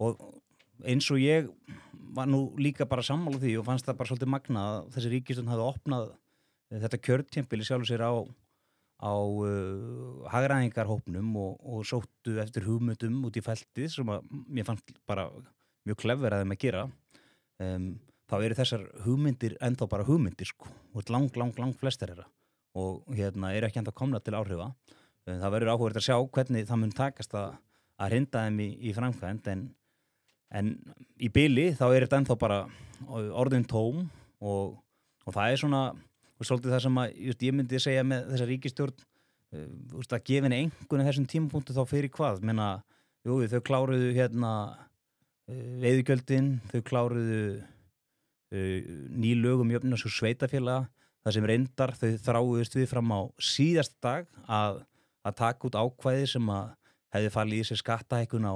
84.000 einstaklinga í þessu landi með því að þvinga sveitafélög sérstaklega á kraganum alltaf sem að eru svona bölkið í þessum fjölda í hámas útsvar algjörlega glórulaus hugsun sem lá þar að baki þetta er ekki þeirra hugarfóstur mætti segja, þetta var áður komið fram hjá Sigurði Inga en sjálfstæðisflokkurinn á sínum þingflokksfundum ákvað að reka Framsóknarflokkinn tilbaka með þetta mál en það hefði það bara fallið í sér að sveitafélögin hefðu þá bara lækka aðra skatta eða sjálfur sér á móti en einhvern veginn eftirstæði þessi krafa ríkisins að þú færir í hámas útsvar og þetta bara vegur að sjálfstæði sveitafélaga en þetta var eitt af því sem að það er svona eina athugasemdi frá stjórnarandstöðunni sem að mér fannst ríkisstjórnarflokkarnir hlusta á þinginu sem kláraðist í sumar og þetta fór út enda var búið að lofa því að hækka ekki skatta á almenning og fyrirtæki en við sjáum samt að það bara ekki á bakviða menn að núna verið að afnema samsköttun hjóna það aðgerð sem að ég skil ekki menna þarna með 2 fjölskyldur sem geta haft sömu tekjur en eru skallaða með ólíkum hætti það ef þú ert mjög hátekju sjómann eða þú veist eitthvað sem hefur verið nefnt sem dæmi sem svona nærtækt að einhverju leyti en það þetta miklu verið störf og heimavinnandi eða móður í hlutastarfi en á móti 2 einstaklingum á einhverjum meðaltekjum þá annað heimilega að borga miklu hærri skatta réttlætingi fyrir þessu engin og þetta pjúra skattahækkun á fjölskyldur í landinu þú getur nefnt það sama með vörugjöldin á bifreiðar núna fyrir helgi ákveður Daði Már að láta þingi einhvern veginn að útfæra þetta í staðinn fyrir að koma sjálfur inn með frumvarp og svara þá fyrir málið og svona fram eftir götunum á sama tíma einhvern veginn standa fórustum en ríkistöndur að segja, nei, það er ekki verið að hækka skatt á nokkurt mann hérna í þessu landi. Þetta er bara ekki rétt. Þetta er bara rangt. Samanlega með sko samskötturinn og bara þessar skattlagningar hugmyndir almennt ég hefði viljað sjá alveg klálega meiri aðgerðir á útgjaldahlið og það sem að ef við horfum bara á sko ríkisútgjöld hjá okkur við stöndum í hæstu hæðum í alþjóðlegum samanburði, auðvitað erum við lítið samfélag og við njótum alltaf einhvers stærðar óhagræðis í því samhengi en á sama tíma getum við sagt sko, við fórum í gegnum mjög mikið aðhaldi ríkisfjármálum eftir hrun, mikið fyllir í ríkisfjármálunum fyrir hrun við vorum, við höfum ekki undan að eyða peningum hjá henni opinbera og svo höfum við ekki undan að skera neður aftur næstu 4-5 árin þar á eftir frá, myndi ég segja svona 2014-15 erum við eiginlega búin að vera á nær samfelldu útgjaldafyllir í og við erum búin að auka ríkisútgjöld á mann hvað held þessi orðið fjórðungur eða eitthvað í þeim efnum og samtíma við vorum fjölgað líka mjög mikið sem að er alveg verðt að hafa í huga fyrir hvað við segja útgjaldasamsetningu ríkisjós þegar við tölum innflytjendur, við erum að fá mikið af ungu fólki, ungum einstæðum karlmennum náttúrulega mjög mikið eins og inn í mannvirkjageirann og ferðaþjónustu ykkur hluta líka. Þetta er fólk sem er ekkert að kosta okkur mjög mikið og borga sína skatt og skyldur hérna. Þannig að það má alveg segja að þetta er svona hagstæðasti hópurinn sem við getum fengið inn tekju og útgjaldalega séð fyrir ríkið. Kemur þetta til þess að afla sér mikill að tekna en ekkert endilega mikill kostnaðar af. En á sama tíma erum við að stóra eitthvað útgjald á mann og alveg þvert yfir línuna. Og þegar við erum að tala tímabærar og aðhaldsaðgerðir, hagræðingar til ríkisstjórnar og margt þarna bara mjög fínt sameining stofnana, oft verið bent á bara fáránlegt að reka svona margar smáar stofnanir hérna. En við getum ekkert litið frem hjá stóru myndinni. Við erum með gríðarlega flókið skipulags lagaverk. Það sem við tökum saman allar þær breytingar sem hafa orðið í breytingum, í kröfum þegar kemur að skipulagsbreytingum, umhverfismat og svona. Nú er ekkert að gera lítið úr mikilvæga þessara þátta, þetta er gríðarlega flókið, mjög margir endurteknir ferlar og að baku þetta eru gríðarlega fjöldi ríkisstarfsmanna sem er að yfirfæra þetta allt saman, skrifa umsóknir þetta allt saman og augljóslega hlýtur þá að vera megin markmið stjórnvalda sem ætla að hagræða eitthvað að já, það þarf að ég myndi ekki nota einu svona orðið sko fækka ríkisstarfsmönnum en við erum að segja bara við á sama tíma erum að horfa á þjóðin er eldast, við erum með aukna þörf á starfsfólki í umönnun og svo framvegis og við þurfum raunverulega forgangsraða í þá veru þannig að við þurfum ekki að auka útgjöldin enn frekar til þess að mæta þeim pósti og þarna myndi ég vilja sjá miklu ákveðnar gengi fram og ég tek fram að það mér finnst mjög jákvætt að sjá einföldunin og ég ber voni brjóstum að það verið það farið í einhverju raunverulega mikilvæga einföldun en þetta gengur rosalega hægt já. Ég satt í efnahags- og viðskiptanefnd fyrir 8 árum síðan þegar við erum að tala um gjaldskrá fyrir rafræna þinglýsingu fasteignalána og hvar er þessi rafræna þinglýsing fasteignalána? Hvar er hún? Var bara tæknin alveg að vera tilbúin og við varum að tala um hvaða gjöld þetta leggja á þetta og þetta er ekki ennþá komið í gegn. Eins og var þá bent á gegn umræðunum það að þetta veri allt svo flókið og viðkvæmt. Það er að þinglýsa flugvélalegu samningum út allan heims og rafrænt fyrir all talsvert hærri fjárhæðir heldur en einn fasteign á Íslandi. Þannig að ég skil ekki hvað er svona erfitt við þetta. Við afgreiðum orðið meirum en allar okkar skuldbindingar bankaviðskipti og svo víðar með rafrænum hætti. Bankarnir er allir búin að fara í gegnum strömlínulögun í sínum ferlum þannig að það tekur mig allt á stuttum tíma að sækja lán ég veit það og allt á auðvelt að fá það ef ég þarf ekki svona að þvælast niður í útibú með einhverjum algjörum undirtekningatilvitum ég veit alltaf hvað útibúið er lengur nei. En ríkið er algjörlega fast í spórunum þarna það er ekkert breyst ég er alltaf alveg niður í sýslumann hann er ennþá saman og það er ennþá jafn stórt og maður ekki fermetrar þarna undir þannig að þarna myndi maður velja sjá gengi miklu ákveðnur fram. Þarna eru raunverulega hagræðingartækifæri. Gervigreind er eitthvað sem náttúrulega atvinnulífið er að fara að kljást við. Stærstu tækifæri sem við höfum. Hvar er gervigreind hvernig nýtist hún inn í ríkisreksturinn? Við erum ekki lengur bara að tala um rafræna stjórnsýslu sem búið að vera hálfgert tískorð, hann ekki alveg sanngjarnt, það heilmargt búið að gerast en við gætum hafa gert svo miklu meira, en það að skapast alveg hellingur á nýjum tækifærum til þess að nýta fjármuni betur hjá opinbera og eigum að nýta. Já, kannski bara til að slúta þessu, sorry, Andri, þú kemst að ég stila orðinu þá strax sko, af því ég ætla bara að segja þetta er alveg rétt sko, við þurfum að nýta okkur tækni þetta full sko, það er svo mikil tækifæri augljóslega, en mér langaði bara þá ertu þetta svona dró aðeins í land með þetta, af því að Stafrænt Ísland verkefnið, það finnst mér hafa verið bara ótrúlega vel heppna. Það margt mjög gott sem að það hafði í för með sér, þó að rafrænu þinglýsingar hafi ekki verið þar undir og bara klálega eitthvað sem hægt að klára, en mér finnst svona, maður verður að hrósa því sem er vel gert og það verkefni svona heilt yfir, það kom allan í veg fyrir að fólk þurfa að hlaupa á milli endurstofnunum og með pappíra og annað svona, og það er auðvitað þetta að einfalda fólki lífið sem er auðvitað ekki síður mikilvægt eins og margt annað í ríkisrekstrinum. Það er ánægilegt líka að heyra eins og nefni með sko, að því ég var ekki með þetta en þeir hefur dreigið land með að hækka útsvarið upp í rjáðu til sveitafélagana. Nei. Kópavórsbær alltaf að segja bara no.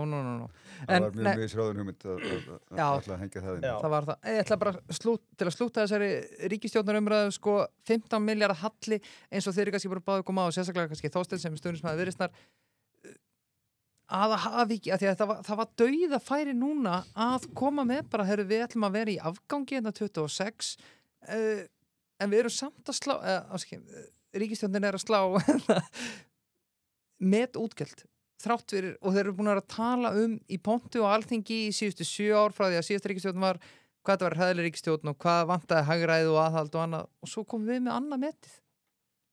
Þetta er sko það sem ég hef áhyggjur af við förum ykkur COVID og Grindavík ekkert í líkingu í þeim skala útgjaldalega séð sem COVID reyndist í ríkissjóði eða bara hagkerfinu almennt en málið við erum löngu risin upp úr COVID efnahagslega.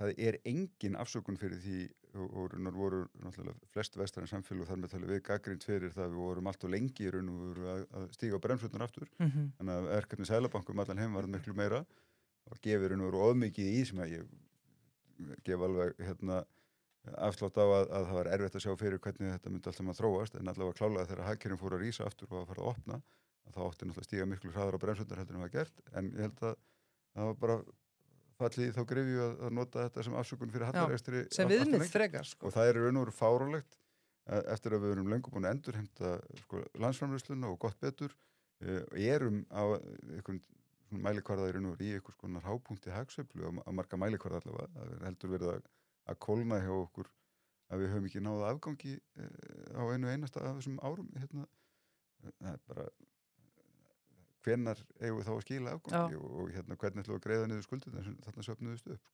Við vikum frá reglum opinber fjármál 2020 í COVID og við höfum raun og ekki ennþá full tengdar aftur og það finnst mér prinsiplega séð mjög slæmt af því að það er alltilega að víkja frá í bráðri neyð í skamman tíma en þegar sá skammi tími er enn einhvern veginn talin inni þegar við löngu komin út úr neyðinni og löngu búin að endurheimta efnahagslegan styrk. Það er ekki trúverðugt. Er ekki alltaf talað að það er ekkert já tímabundið og ótímabundin úrræði frá stjórnvöldum?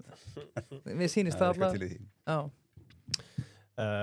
Sorry Leifur, ég ætla að Leifur að halda fram ekki málið, það er svo gaman að tala við það. Já, ég veit það er alltaf vandinn en á saman tíma er það sem Andri er að hugsa núna er bara djúðlega er í sammála þessu gæði einu og þetta er sama Brynja Nýjaslend í janúar. Já, það er svona. Það er margt gott sem gefur hún, það er bara þannig, algjörlega. En við langaði þess að fara í sjálfstæðisflokkin og stjórnarandsstöður almennt, aðalega sjálfstæðisflokkin samt sko. Kannski byrjum á því, hvað er í gangi þar? Það komið formaður, Guðrún Hafsteinsdóttir, sem frá því að Andri mætti til okkur síðast, átti að sameina fylkingarinn flokksins, Bjarna og Gulla Armin, svoköllu sko starfsmannahópi þingflokksins hendi burtu, þar á meðal Andra Steini og Kristoffer Má. Mér langar bara að byrja því að spyrja beint út ertu að fá það í baki Andri að hafa stutt við Áslaugu Örnu og Hildur Sverris látin fara sem þingflokksformaður og Óla Adolfs tekið við? Já, það er vonaði spyrjið Við verðum að spyrja. Já, algjörlega og svona þetta auðvitað búin að vera svona töluvert miklir umræta tíma núna frá landsfundi mánuðið fyrst og eftir fóru í veiðigjalda umræðana og svona flokkurinn svona var svona bara svolítið upptekinn held ég við það, allan að þingflokkurum var það og þannig að fólk gekk ekkert út á landsfundi mjög lítill munur þetta milli við frambjóðanda eins og alltaf í aðdraganda landsfunda sem að velja milli manna og þá skipa fólk sér í eitthvað lið þarna voru svona, liðin kannski eins öðruvísi en svona hafa kannski þekkt í flokknum þar sem ekki alveg eins svona augljós skil eins og kannski í síðustu formannskosningu þar á undan á milli Bjarna og Gulla ef svo má segja Ertu að tala einhverja vangi per se? Já, í sjálfur sér en þetta svona vildi samt svona svolítið þróast í eitthvað svipað án þess að fara kannski of eitthvað ítalja í pulsugerina og fór sem fór menn ég studdi Áslaugu Örnu en eins og ég hefði ætlast til þess að þeir sem studdu annan frambjóðanda hefðu fylgt sér hennar bæki þá var ekkert annað í boði fyrir mig að bara unna þeirri niðurstuð menn að þarna þetta bara fengið lýðræðslega og þó að mjótt hafi verið á munum og manni hafi sjálfnað það og hafi svona haft kannski meiri trú á þeim frambjóðanda sem ég studdi menn þannig ástæð fyrir ég studdi hana að þá var þetta bara niðurstaðan og við taka bara þessi mánuður á þinginu síðan núna í upphafi nýs þingveitrar þá kemur það svona svolítið flatt upp á marga að það ákveðið að skipta þingflokksformann ég segi fyrir mitt leyti að það kom mér allan á óvart mér fannst Hildur hafa staðið sig feikilega vel sem þingflokksformaður fekk náttúrulega erfitt mál í fangi menna við erum búin að ræða veiðigjöldum við vitum alveg hvernig umræðan var við vitum hvernig svona hjartast sló hjá þjóðinni og hvernig þetta mál var málað upp þetta ekkit kannski þetta ekkit óskamál fyrir sérlega þá þingmenn höfuðborgarsvæðisins sem eru mjög svona langt frá þessum atvinnugreinum meina við allir hérna búsettir á höfuðborgarsvæðinu þekkjum fáa Sjaldan vera hérna allavega í svona okkar nánasta umhverfi sem að starfa í þessari grein þannig að þetta er miklu þetta er ekki síður mál landsbyggðarinnar heldur en höfuðborgarsvæðisins og þú horfir bara á stuðning við veiðigjalda frumvarpi eftir kjördæm og svona og þá sérðu það að það svona halla frekar á sjávarútveginn hérna á höfuðborgarsvæðinu og Hildur verði þingmaður Reykjavíkur tekur þetta samt með bara af svona mikilli festu leiðir þingflokkin í gegnum þetta málþóf og gerir það vel fannst mér hún er heiðarleg, hún er sanngjörn hún er svona hún er bara vöndumanneskja þannig að mér þótti þetta svona leiðilegt að horfa á eftir henni fara með þessum hætti sérstaklega þar sem hún er kvött eitthvað með þeim orðum að þjóðin sé búin að fá sig fullsatt af málþófi mér finnst það vera röng skilaboð á þessum tímapunkti menn það er þannig að Sjálfstæðisflokkurinn mun taka fast á móti málum sem hann er ósammála í hjarta sinu ég held að það sé augljóst sama hvað er sagt við eitthvað svona kaflaskil en já, svo bara er framhaldi eins og það var sko, það sem að nýr þingflokksformaður ákveður að skipta á starfsliði og ég tel mig vita ástæðirnar fyrir því af hverju það er en leið þá er það bara þingflokksformaður sem að verður að hafa starfslið sem að hann vill veðja á og telur hann á árangri fyrir flokkin og ég tek því nú ekki sérstaklega nærri mér nú hef ég meiri tíma fyrir Kópó og fer að líða kosningum og svo ekkit fá verkefni sem bíða manns núna næstu misserinn. Nei, heldur betur ekki og bara til að slúta þessu og bara Guðrún Hafstein svona góð vinkon okkar en hún fá að heyra það frá mér fyrir þetta. Andri, þú starfaði náttúrulega fyrir þingflokkin frá árinu 2019. Sko, ég ætla bara að spyrja til að slúta þessari umræðu alfarið. Festu ykkur á skýringu á þessu að því að eins og þú segir, kannski, þú getur getið eðnar og annað en... Já, ég fekk ekki SMS eins og Sigurður Egill frá Valsmönnum. Settist þessulega yfir þetta, en ég hugsa að ég haldi bara fyrir mig hvað fór okkar þar á milli. Já, sko Þorsteinn, ég spyr þig bara, við sjáum þessi innanbúar átök hjá Sjálfstæðisflokknum. Guðrún Hafsteins mætti til okkar fyrir formanns kosningaslægin, það sem hún talaði að hún ætlaði að reyna saman einhverja fylkingar, það búið að tala Bjarnaarm, Gullarm, við reddum þetta þegar þið Brynja mættu þetta í janúar. En með þetta vera að skópla heilu þingflokki og ráðinn annað fólk, er ekki bara ríkisstjórnin núna í kaff og sík og bara herri stjórnarandstaðan bara að grafa sín eigin gröf? Þú veist þér líka í kaff og sík? Ég veit ekki, ég tek undir að bara sökk mjög að hildi úr þessu hlutverki. Mér finnst hún gera þetta vel og var alltaf reyndar verið í uppáhaldi hjá mér í sko þingliði Sjálfstæðisflokksins bara svona frjálslynd upp til hópa og alltaf lítið af því í Sjálfstæðisflokknum við þetta. Þannig að sko ég meina við sáum að Kristrún gekk nú nokkuð ákveðið til verks í þingflokki Samfylkingar þegar hún kemur inn vil skerpa sínar áherslur og þetta alveg algengt þegar nýjir stjórar koma, hvort sem það í atvinnulífinu, knattspyrnunni eða pólitíkinni, að vilja sitt fólk með sér. Mér finnst þetta persónulega hef ég frekar hallast að því að vinna með því fólki sem maður hefur að byrja þar og sjá svo hvaða breytingar geti verið nauðsynlegt að gera ef það kemur á daginn. Ekki byrja því að svo bút. Það er líka bara mikið reynsla og þekking oft í því fólki sem fyrir er.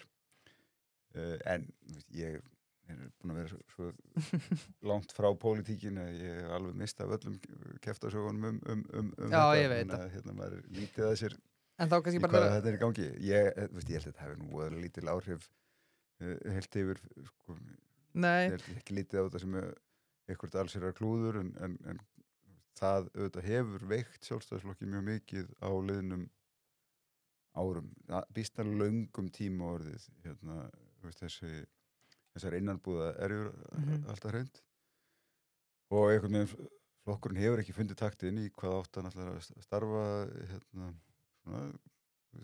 ég veit ekki, að tógast á frjálslyndi íhald og jafnvel einhver miðflokks elementarna líka. Við höfum átt að sé þetta í borgin líka sem þetta hefur veikt flokkin verulega og ég held að það sé ekki flókið að horfa til svo skoðanakannanir í borgin í dag og lesa út af þeim að þessi talsvert ákall breytingar. Samfylkingin vissilega sterk þar áfram sko, eins og á landsvísu en á móti er Sjálfstæðisflokkurinn að styrkja sig verulega þrátt fyrir kannski að segja svona ákveðnar erjur sem það hafa alltaf verið innan borgarstjórnarflokksins. Framsókn sem var boðberi breytinga síðast og fór svo í meirihluta samstarf með nánast óbreyttu meirihluta, bara Framsókn var nýja elementið, hefur fengið á baukinn fyrir það. Ég held að það sé talsvert ákall og bara orðið þörf á ykkur uppstokkun í borginni. Sjá allavega út frá því þekki út frá mínum gera að það er margt fínt sem hefur gerst í Reykjavík en við verðum líka bara að horfast í augu við það að húsnæðismarkaði erum við bara í töluvert miklu vanda bæði að verða það hvernig við erum að byggja og hversu langan tíma það tekur. Það bara er sérstakt áhættu álaga á það hjá byggingaverktökum að vinna innan borgarinnar eins og það er í dag. Er lóðasamningur BM Vallar í uppnámi? Það hefur verið til tals að ákveðna lóðir á akkurat þessu svæði hafi verið bara það eru reiki með eignin á þeim. Við erum reynda búin að ganga fyrir allan okkur síðan frá bara samkomulega brottkar okkar en það líka engin vafi á lóðasamning okkar. Þannig að en það er ekkert löngumálega, þetta er að breytast í íbúðabyggð og við erum eins og ennum fyrirtæki þarna svæðinu að hverfa á brott núna á næstu árum. Þetta er Mér finnst alveg Það er iconic staðsending. Já, þið er ekki að gefa ykkur, þið er hverfis verslunin. Hverfisvöllin. ég sé þetta alveg fyrir mér hérna þegar við ræðum í gang klukkan 6:30 á morgnana hérna með flauti og látum það Þetta aldrei fara. ég mun ekki fá neinn símtöl út af því. En hérna, nei, en þú veist, þetta er auðvitað bara svona starfsemi gjarnan víkjandi í byggðaþróun. Já. Ég man bara eftir því sem unglingur þegar ég vann hérna sumarstörf hjá Vallá og þá hérna þótti þetta að vera bara út í sveit. Já. Þá var ennþá í kjarasamningum að það þyrfti að ferja fólk til og frá vinnu austan Elliðaá því að hérna, þetta var svo langt utan við borgina og segir þetta ég er samt ekki svona rosalega gamall sko. en það, veist, þetta er þetta bara þróunin en það sem við sjáum samt er sko bara innviðu uppbygging tekur of langan tíma hérna, það er verið það er kröfur eins og ég ítrekka hefur verið bent á verslunarhúsna og jarðhæðum sem selst síðan ekki, það nýtist ekki það verðist vera bara einhver þvermóðska finnst mér í skipulagi borgarinnar þegar kemur að því að horfast í augu við bara hérna, það er kannski verið að fara of hratt með þróunina og það er stóraukinn gjaldtaka á nýtt húsnæði á sama tíma. Þetta er auðvitað allt að leggja lóða vogaskólanum bara að herra fasteignaverð heldur en að heppilegt vera að hafa og þannig að ég held að þetta verði hittamáli í kosningum í vor. Já, og náttúrulega svartu blettur og Viðreisn að hafa stöttu þennan meiri hluta. En bara til að slúta þessu, sko Guðrún Hafsteins búin að vera formaður sjálfstæðisflokksins frá því febrúar, hvað þetta er 8 mánuðir eða eitthvað slíkt. Andri, ég veit að ég var að spyrja út í þetta áðan, en 15,9% auðvitað bara maskína en samt við sjáum bara trendið. Hvað það sjálfstæðisflokkurinn að gera til að ná að rífa sig í gang? Þú veist, þetta eru sögulega lægðir. Menn held að Bjarni væri vandamálið en alltaf með skoðan kannu greinlega ekki. Já, þetta er svona kannski lítil spurning sem kallar á bara mjög stórt svar og auðvitað held ég að allir sjálfstæðismenn hafi fengið smá svona á þá þegar þeir sáu könnundagsins. Þetta er vísu maskína sem hefur verið að mæla sjálfstæðisflokkinn lægri en til dæmis Gallup og svona ágætt að slá þann svona fyrirvara strax. Það sem alltaf er núna framundan hjá okkur sjálfstæðismönnum, það eru kosningar þar í vor. Það er svona stóra dagsetningin framundan og þar höfum við séð að sjálfstæðisflokkurinn hefur staðið sterkar í einstakar sveitarfélögum heldur hann hefur gert á landsvísu. Það er og ég hef svona fulla ástæðla að ætla að það verði áfram. Ég upplýði það í Kópavogi, í samtölum mínum að þá fæði maður svona oft svona kannski þau viðbrögð frá fólki að það er ekki alveg sátt kannski með okkur í landsmálunum en er mjög ánægt í Kópavogi og það er þá allavega eitthvað sem við tökum og ég held að fólk hljóta að gera það bara víðar land, þú ert reyna að byggja á það, þá er þetta kostning þar sem að við erum þetta miklu nær kannski fólkinu heldur en þingmenn svona milli kostninga sem að eru já, kannski ekki fólk upplýðir kannski þingmenn þetta séu ekki eins aðgengilegir og bæjarfulltrúarnir þeirra en allavega í Kópavogi, þannig að ég lýsi því þá erum við núna bara að leggja drög að því að fara í prókjur og Í hvað sæti verður Andri Steinn? Ég mun að óbreyttu standa þar og væntanlega sækjast eftir öðru sætinu og það er auðvitað bara alltaf skemmtilegt og Ég hringi fyrir þig. Þetta er já, takk fyrir það, þú fær símtalið en það er auðvitað skemmtilegt, mjög tímafrekt þegar að svona fyrir að líða nær þessu, mörg símtöl, margir hittingafundir. Ég gekk nú í ansi mörg hús fyrir Já, með blóðum. Já, konundaginn. Ég reyndar það var nú gert sérstakt grína þessi í brúðkaupinu hjá mér daginn. Menn vildu meina að ég hefði bara haldið á 5 blómum á myndinni og það hefði ekki verið fleiri, þau voru aðeins fleiri en vissulega fengu ekki allar konur í bænum rós þennan dag, ég skal alveg viðurkenna það.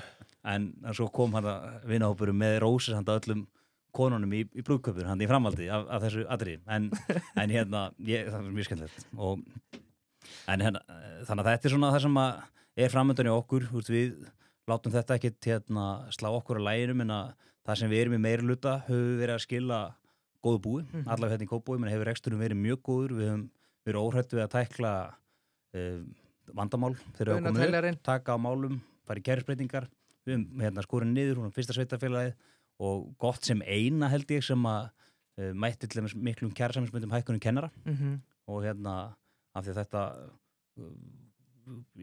voru aukin útgjöld sem var ekkert ráð fyrir í fjárhaldinu hjá okkur en við fórum strax í niðurskurð og brugðumst við. Einhverjir kennarar tóku þessu illa eins og við værum einhvern veginn að kenna þeim að eitthvað þjónusta væri að verða fyrir niðurskurði, menn það er auðvitað alls ekki þannig. Þetta eins og bara þannig að þetta eru bara tölur og þú verður að tryggja það að reksturinn gangi svona greiðlega fyrir sig. Þannig að við erum bara svona, ég myndi segja að allan að upplýja ég það og fæ mikið að slíka viðbröðum hérna í Kópavogi að margir svona líta til þess hvernig við höfum haldið hérna málum bara og horfa til þess að þetta ætti að vera öðrum fyrirmynd sko. Já, Þorsteinn, bara þar að slúta þessar umræðu, menna, ég man að þeirra var dreigð úr Kjörkjássonum og svo sást það svona fljótt hvað ríkisstjórnin væri að fara að vera mynduð og maður sagði bara, shit maður, þetta er grjóta ríkisstjórn, Sjálfstæðisflokkur, Miðflokkur og Framsókn. 3 fyrrum forsætisráðherrar þá, Bjarni Ben, Sigmund Davíð og Sigurður Ingi, auðvitað hætti Bjarni og Sigurður Ingi er núna að fara að hætta allavega sem formaður. Er þetta kannski ekki svo skeri í stjórnarandstæðu eftir allt saman og ríkisstjórnin getur bara verið í róleitónum? Nei, ég held að þetta sé nú alveg býsna öflug stjórnarandstæða við að etja. Það eru þetta mætti segja eru nú sko ekki segja líka þeim algjörlega saman, þetta er mun samhentari stjórnarandstæða, þetta er kannski síðasta stjórnarandstæða var. Hún var ákaflega samsett úr ólíkum flokkum og þetta bara notuðu réttilega lýsinguna, þau völdu ekki þau myndu ekki stjórnarandstöðuna, það bara valdist svona til en sko þetta er þetta gerbreytt umhverfi með 6 flokk og þingi í staðinn fyrir 8 og ég held að það er jákvætt ekki? Það er jákvætt, já, alveg klárlega, bara einfaldar allt umhverfi en það ætti að vera gera þessum flokkum líka auðveldara með bara starfið í stjórnarandstöðu, þannig að ég ger mikið ráð fyrir hana heldur hún verði býsna öflug. Ég held nú að sjávarútvegsmálið eins og hefur bara komið fram í skoðanakönnunum kannski ekki auðveld mál til vinselda í þeim öfnum. Þannig að ég held að ríkisstjórnin eða örugglega eftir að finna fyrir býsna harður í stjórnarandstöðu þarna, þannig bara í lýðræðisríki á það að vera líka. Það er bara stjórnarandstaðan er jafn mikil og stjórnarmeirihluti, það er ekki tolt þegar stjórnarandstaða er veik, allar stjórnir þurfa gott að allt. Já, klart. Það voru konar að loka liðnum hérna í kvöld. Tjóð, þetta voru gaman maður. Ríkalega skemmtilegt. Ég held að segja að myndast nýr knoll á tótt hérna, sko. Er það rós? Eða? Já, svo er það. Þetta er rós, já. Þetta er dynamic duo. Já, við erum konið að rittarspurningum í bland við almenna spurningar og það er sjálfsög í bóði David Jones í dag. Já, vá. Sko, ég var aðeins verið að veltaði fyrir mér af því að við sjáum núna að það hefur verið að rúlla út nýja bræðinu sem er gingerbread. Hvað nýja piparkökur það er ekki? Já, piparkökur, dölunar. Það eru svakalega sko. En þær sko bætast í fallega flóru og þetta eru auðvitað sour watermelon, fizzy bottle, sour cola, salted caramel, lakrísinn, kókosbollur, og lakkrís úr jarðabera saman sko. Ég er bara farin að veltaði fyrir mig hvort við séum að sjá þessa þróunstrákar og ég spyr ykkur sem er sérfræðinga að við sjáum bara snakkrekkan og svo sjáum bara döðlurekkan og svo bara bröðrekkan. Þetta er ekki bara heilu rekkana. Já, það verður þetta geðveikt. Já, það verðist vera þróunin, maður veit ekki. Já. Og svo er það frumherri. Já. Allir með 0 í endastaf. Allir alltaf að tala Andra Ástísi en fólk er að svo orðhlöðus. Orri, hann er að líka. Maðurinn baki tjöldin. Já, hann er ekki mættir hlaðvarpinn, hann er bara að vinna vinnuna. Það er bara, hann er mættur á frumherri bara á hverjum einasta degi. Hann er að skoða bíluna. Bílarnir séu vel skoðaðir, kaffi séu gott, þjónustan séu upp á 10, allt þetta. Þetta er eins og í spökstofunni. Er ég gott að vinna ára, Andri? Bak við tjöldin. Jú, ég ætla ekki að fara með alveg sömu lofræðu og fóð með hann síðast sko, en ég ætla að stendur hvert orð sem ég segði þá, en þetta er toppmaður. Strákar, við ætlum að byrja því, við erum auðvitað með mannin á bak við jafnlaunavottunina sem verið að reyna að losna við þessi dærin. Svo erum við þetta með bæjarfulltrúan sem vill afnema lögum kynjahlutfalli í opinberum nefndum. Við erum með mann sem að elska konur og hatar konur. Virðist vera. Já. Þannig að þeir að minnst eitthvað öndurum meiði. Strákar, kannski byrjum bara á því, Þorsteinn, ertu ósáttur við það að þinn eigin flokkur sé að losna við jafnlaunavottuna og stendur og fellur með því? Ég ætla brjálaður og búin að segja mig úr flokknum og allar. Já. Nei, alls ekki, sko. Ég, nú auðvitað dæmst á mig líka að vinna eftir henni. Ég jafnlaunavottuðu fyrirtæki og fyrir stærri fyrirtæki eins og við erum, þetta er vissulega vinna en hún er alveg vel yfirstíganleg. Það voru alveg klálega að gera mistök þegar það var miðað við 25 og það er eðlilegt að endurskoða það. Og ég er bara ánægður að sjá að það sé verið að gera það að fenginni reynslu. Það er bara auðvitað á að endurskoða lögjum með hliðsjónar reynslu og sjá hvernig nást markmiðum mögulega fram með einfaldari hættu og svo framvegis. Þannig er verið að tala raun og veru vottun á 3 ára fresti, skýrsluskilum á 3 ára fresti í staðinn árlega, að hækka mörkin upp í 50. Ég reyndar hef alveg velt fyrir mér, ég held að Evróputilskipun sem er á leiðinu svona jafnlauna direktív miðað við 100, þannig að ég teltur ekkert óverulegt bara aðlaga að því sem er að koma þaðan, þannig að við séum ekki þá að gullhúða það eins og svo margt annað, þannig að við veist það bara mjög eðlilegt. Ég saknaði svo oft í þessar umræðu að sko, það er við höfum náð mjög góðum árangri í jafnrétti heilt yfir. Ég segi bara að sá árangur er drifinn áfram af aðgerðum, ekki einhverju tilvíljun. Það er bara alveg frá kvennalistin hafði frábær áhrif á pólitík og sett á dagskrármál sem ekki voru. Þannig það er áður nefndan leikskóla sem varð almennur með slíkum áherslum. Það er konur stíga inn í pólitíkina, það bara breytist aðslæði. Við höfum sett kynjakvóta í stjórnir, við og Norðmenn. Og við erum áberandi með herra hlutfall kvenna í stjórnum heldur en önnur Norðurlönd til dæmis sem ekki hafa fylgt okkur þar. Fyrir, það sé ekki svona rúmum áratug, kannski 12-13 ára síðan voru við hæst Norðurlandana í þá óleiðréttum launamun kynja. Við erum hvað lægst núna. Ég held að jafnlaunavottur hafi eitthvað með að gera, alls ekki allt, en hún hafi hjálpað þar til. Það er auðvitað á endanum ef við ætlum að laga stöðuna þá, ef við höfum lært eitthvað, þá gerist það ekki bara sjálfum sér. En við þurfum líka auðvitað að passa okkur að ganga ekki langt og ég fæ það oft óþvegið þegar ég kemur sérstaklega í heimsókn í smærri fyrirtæki og ég skil það bara að mæta vel. Þetta voru mistök að ganga svona langt niður og ég skil mjög vel, ángist framkvæmdastjóra og launafulltrúa 25 fyrirtæki og mannustjóra, ég meina það eru talað um fyrirtæki sem eru kannski ekki með eiginlega mannustjóra sem slíka, sko, þannig að bara mjög eðlilegt að þetta sé endurskoðað. Já, af því þarna eru þeir algjörlega öndverið með. Andri vill helst ekki að konur séu í stjórnum. Klausum ég var að lesa heimildina fyrir þátt. Klausum að sveitafélagi geti að reglum jafnt kynjahlutfall við skipinu nefndir er ekki að finna í nýjasta ásetningi Kópavogsbæjar en slík klausa hefur í ásetningum árabil. Minni hlutin gagnrýnir meiri hlutann fyrir að brjóta sveitastjórnarlög og reglur jafnt kynjahlutfall í nefndum. Sko, þinn kollegi og góðvinur þáttarins Stefán Einar hefur mikið verið að tala um þetta og líka verið að tala bara um þennan, hvað er þetta á föstudaginn? Hvenær frítagurinn, er þetta bara orðin eitthvað tímaskekkja? Já, það er skemmtilegt að taka þetta í svona í kvennafrítagsvikunni að vera svona skemmtileg tímabúti til að hlakkar í honum. Já, þetta bara byrjaði að mótmála því augljósa að ég á bara systur og á bara dætur. Þannig að ég hef verið umkringdur konum allt mitt líf, þannig að ég hef góð að geta ástæði fyrir minni skoðun á þessu. Nei, ég segi svona.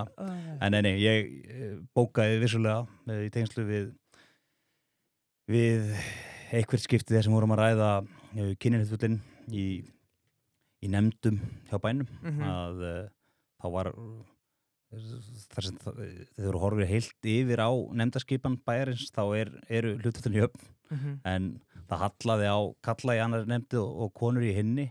Þetta er fólk sem hefur bara þekkingu til þess að starfa í þessum nefndum.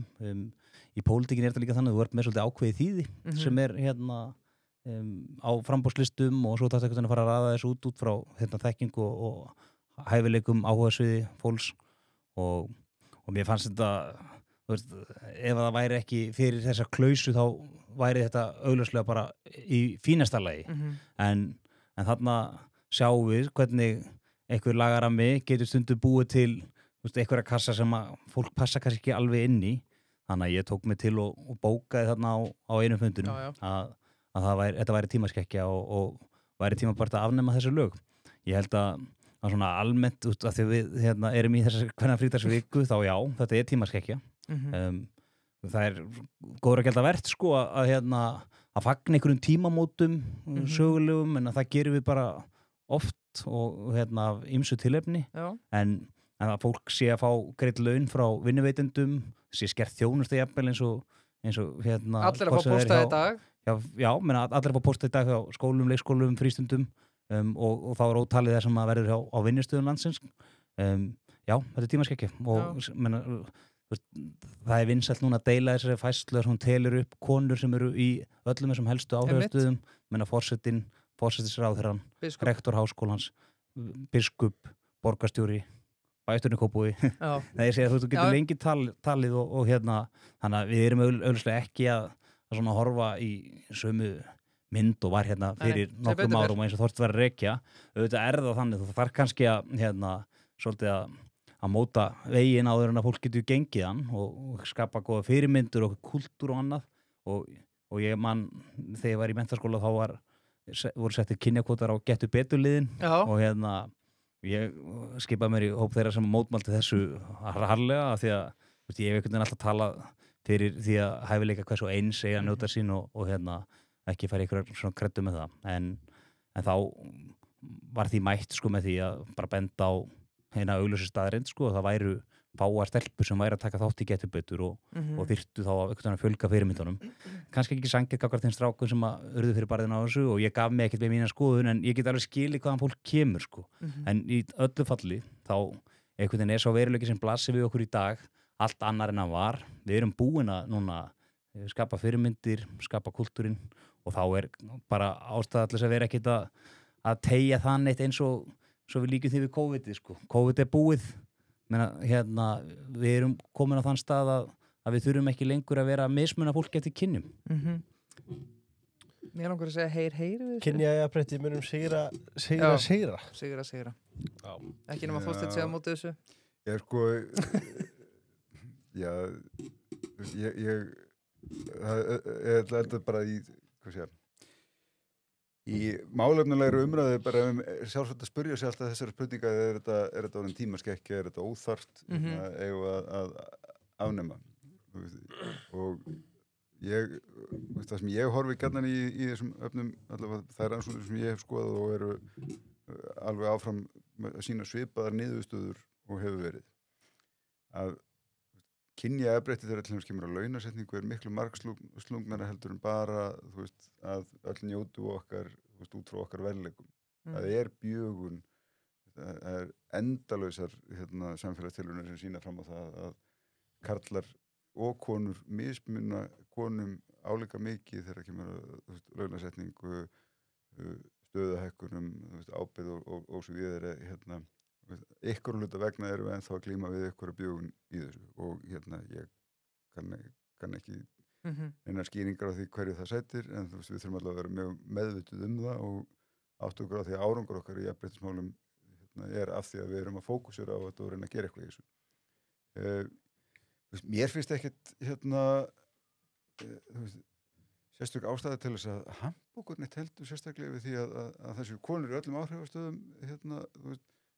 við myndum skammast yfir því ef það verður kallar í öllum þessum stöðum af hverju ættu þá að vera hampað í hináttina það kannski frekar að vera spurning ég reyta til þetta ekki vera til eitthvað vandamál en ég held að kallar hafa meiri nóg tækifæri ég ætla ekki að fara það verður að þakka okkur mála okkur skastan ég held að við þurfum ekki að hafa miklar áhyggjur af því við sittum hér fjórir og sumbli og við erum hafa nóg málfelsi í þetta allt saman en þú veist, mér finnst auðvitað þurfum við líka bara að passa það að það sé jafnrétti í báðar áttir og það marg talað áhyggjur af stöðu ungra drengja, skólakerfið og svo framvegis. Þetta allt póstar sem við þurfum að vera að spá í.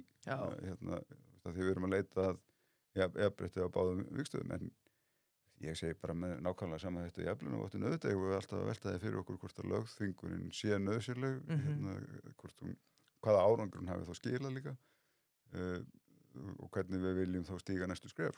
Að lögþvingun einu sér á ekkert að standa aldur og ævi ef hún ekki nauðsynleg. Það bara gefur auga leið. Það er þetta frábært, halda áfram. Við bara tóluðum ekkert I'm very good morning eða neitt, sko. Nei, við eigum það inni. Sko, við eigum korter eftir til þess að halda þessu undir 3 tímurum. En svo eru þeir þannig að þeir vilja líklega ná sig yfir 3, sko. Af því að það ákveðin geðast, sko. Það það. Já, kannski við skriðum við sjáum til. Ég ætlaði bara rétt að velja Kemi vöru vikunar. Hermann Guðmundsson. Já, og ég held sér... Hann var í Kína. Já, hann var í Kína. Komið 3-4 ár síðan völdum Peltor heyrnartólin síðast. Þannig að ég tel að við hæfi að við veljum Peltor Waffes Alert XBI Plus heyrnarhlífuna. Samanlega. Hún líka ekki ánema 106.215 krónur. Sem auðvitað gjöf fyrir það sem þú út að fá, sko. Og Eagle golfferðir. Við afgreiðum auðvitað golfi í upphafi þáttar. Við erum hérna með hörkukillinga, báður undir 20. Já, báður undir 20. Já, það er engin aldur. Herru, sitt. En kannski eitt, sko, það er búið að loka golfvöllum í Íslandi. Já, hvað gerum við þá? Hvert ætlum við út? Beleg? Já. Unlimited budget. Já, vá. Bara ef að Eagle golfferðin mætti fara með hvert sem er. Að Sonja kona mín sé hætt að hlusta núna, þannig að þá getum við bara að tala svolítið fjálglega hérna. Nei, hvað er draumurinn? Ég hef ekki farið oft í golfferðir, ég hef farið hérna 2 svar, ég hef farið til Portugal og hérna síðust sko á Vila Moura svæði og síðan fóruð til Tenerife í vor og þá spilum við Abama-völlin þar, vorum á því svæði. Bæði mjög skemmtilegt. Ég væri til að fara til bara Írlands eða Bretlands, fara í eina svona bara budgetferð, bara spila golf í rigningu, hérna, bara til að prófa. En annars kann ég mjög vel við Portugal, bara landið og bara, þú veist, einhvern veginn valju í völlunum, ógeðslega flottu vellir og hérna, og bara sængjarnir, þú veist, þannig að Portugal. Ég er svona, mér langar svolítið að fara þangað aftur bara og svipaða slöður. Já, Þorsteinn. Ég býð svo vel að einn góður félagi minn Haukur Örn Birgisson fyrir forseti GSI, hann skipuleggur golfferðir okkar félagana nice. Og sem að við njótum mjög góðs af í bara hans elju við að skipuleggja ferðir, en við fáum ekki að fara yfir Ermarsundið ennþá, þannig þú veist, ég hef ekkert fengið að prófa Spán eða þú veist, ég er einmitt alltaf í einhverju roki og rigningu en ég er það svo sem ekki að kvarta því, ég elska að spila golf í Skotlandi og Írlandi, svona lengsvellir alveg í algjöru uppáhaldi og fengið að spila margar perlur í því. En markmiðið mitt er að koma konunum minni á endanum í golf og þá förum við örugglega á hlýjari slóðir. Spila maður betur erlendis eða Íslandi? Fyrir þið, já, bara ég held að það sé bara dagamunur þar eins og annars staðar, sko. En trikki er bara, þegar þú ert komin á 3. bjór og orðin svona aðeins góður, að fara þá í eina vaskflösku á milli, þá er það alveg örugur. Stilla þetta af alveg akkurat á balansinu. Ég er reyndar, er þeirri hömlu getur að ég bara leiði ég finna á mér að þá hverfur sveiflan, þannig að ég reynir yfirleitt að hámarka þetta í einum, en sko, ég meina það er alltaf það er þægilegra í góðum hita, boltinn flýgur aðeins lengra og maður er allur aðeins mýkri og betri og svo kannski hjálpar bjórinn aðeins til það líka.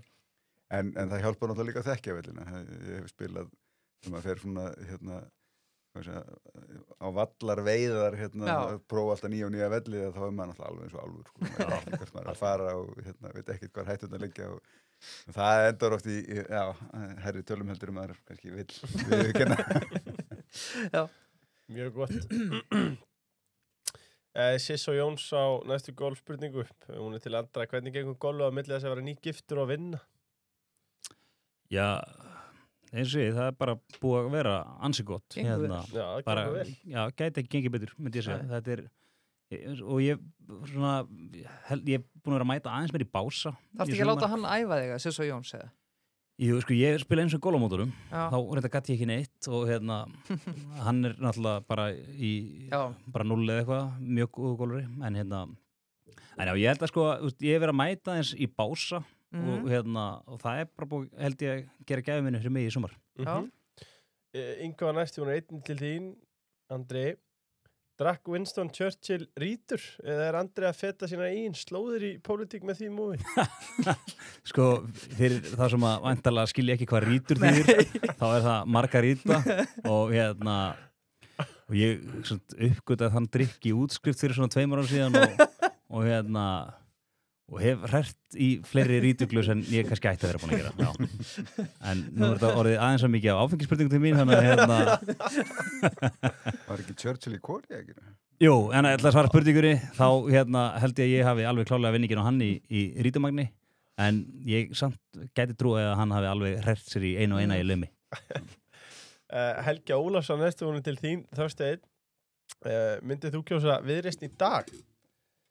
Já, ég myndi klálega kjósa Viðreisn í dag.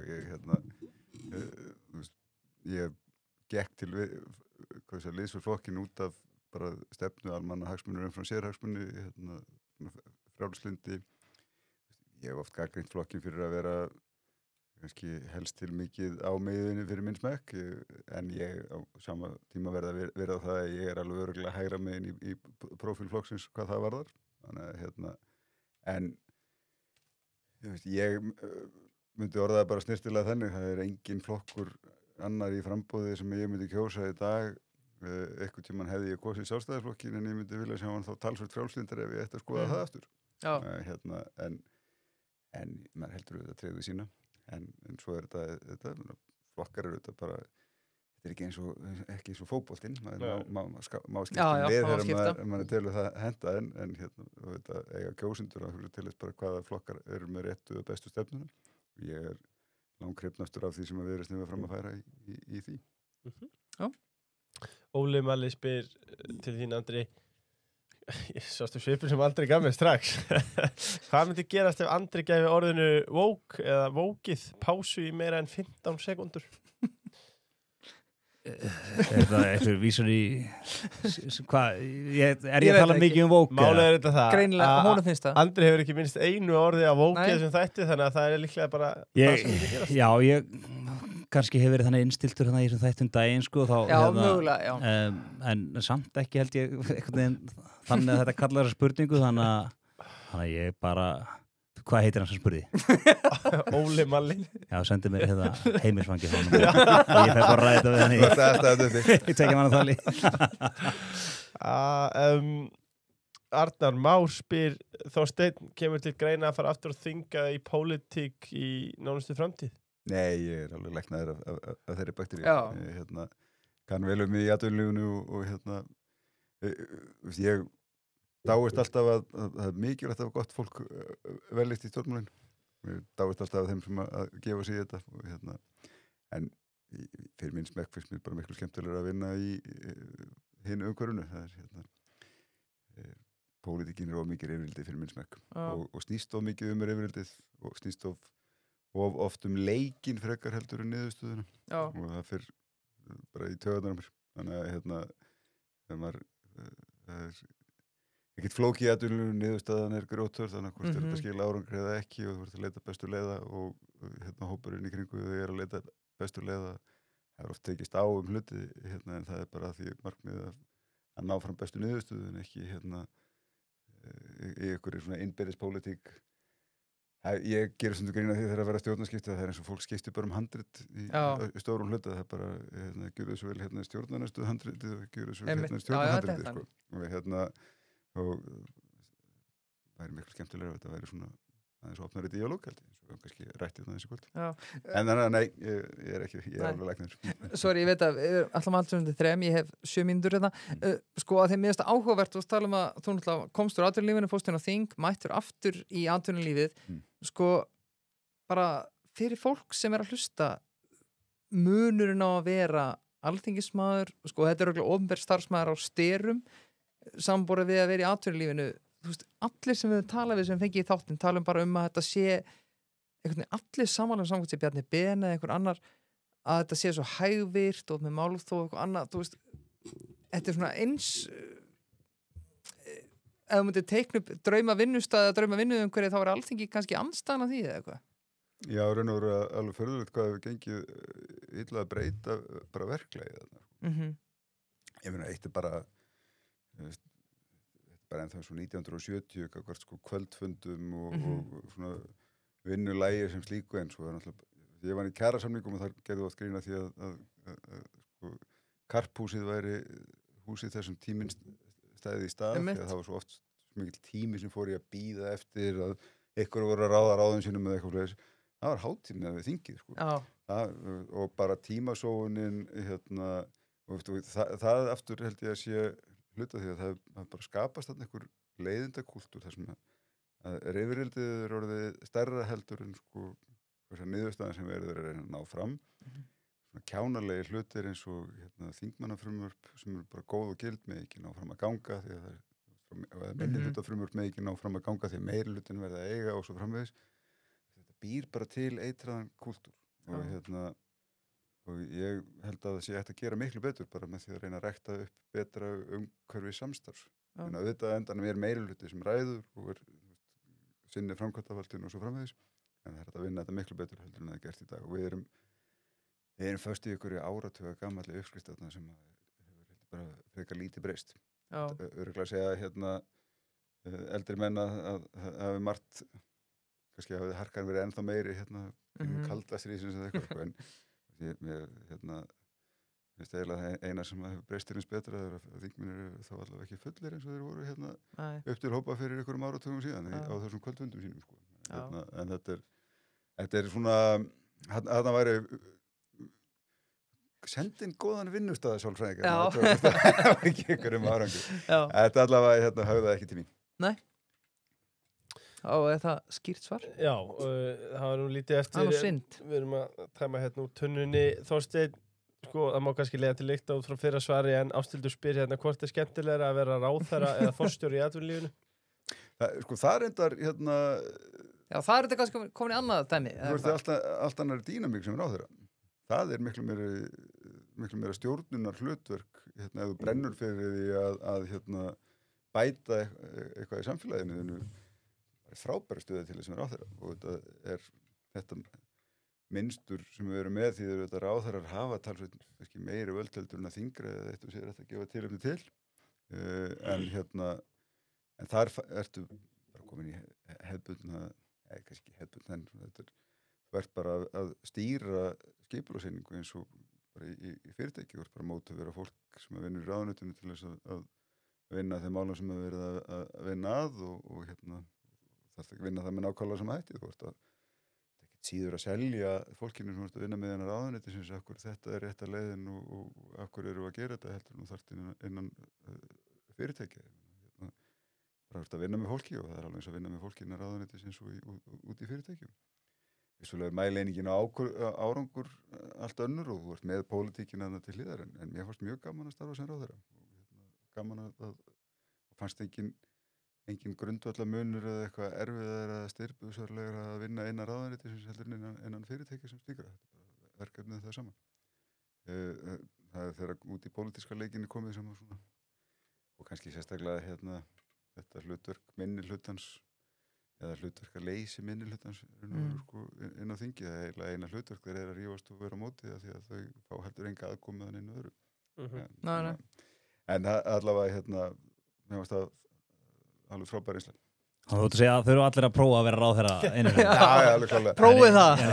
Ég starfa nú í ráðuneyti við hlið Áslaugar tíma og ég get alveg tekið undir að þetta er mjög skemmtilegu vinnustaður og einmitt svona kontaktin við þingið sem einmitt ég tek undir hvert einasta orð sko varandi hvað einmitt tími lífstundu fann það hægt og þetta getur verið svo óbóðslega súrt á köflum og kannski verra fyrir okkur sem að fáum ekki að fara inn í þingsal sko, verður starfnaðið þingflokks en einhvern veginn að koma sér niður í ráðuneyti það er einhvern veginn miklu meiri hraði og ekki þessi pólitík þessi daglega og mér langar bara að taka undir að það er auðvitað miður en held ég bara óhjákvæmilegt hvernig einhvern veginn pólitíkin er sko, það sem að þú verður að vera í sigurliðinu að þú ert í meiri hlutanum og minni hlutanum gengur illa að koma einhvern veginn sínum áherslum að bara sökum þess að hann sé minni hluta. Maður hefur alveg sjálfur gert segur þetta verandi við hinn enda borsins og hefur prófað hvoru tveggja. Og ég held reyndar því miður, ætla ég að segja, að það sem af af þessu kjörtímabili, þá erum við á færast í verri átt. Það er að segja að það hefur verið góð díalóg inn í nefndunum þegar verið að vinna að einhverjum málum og þar sem eru lokaði nefndafundir og ekki þetta pólitíska leikrit sem vill stundum verða inn í þingsal eða í fjölmiðlum, að þar er svona eitthvað aðeins að brotna upp úr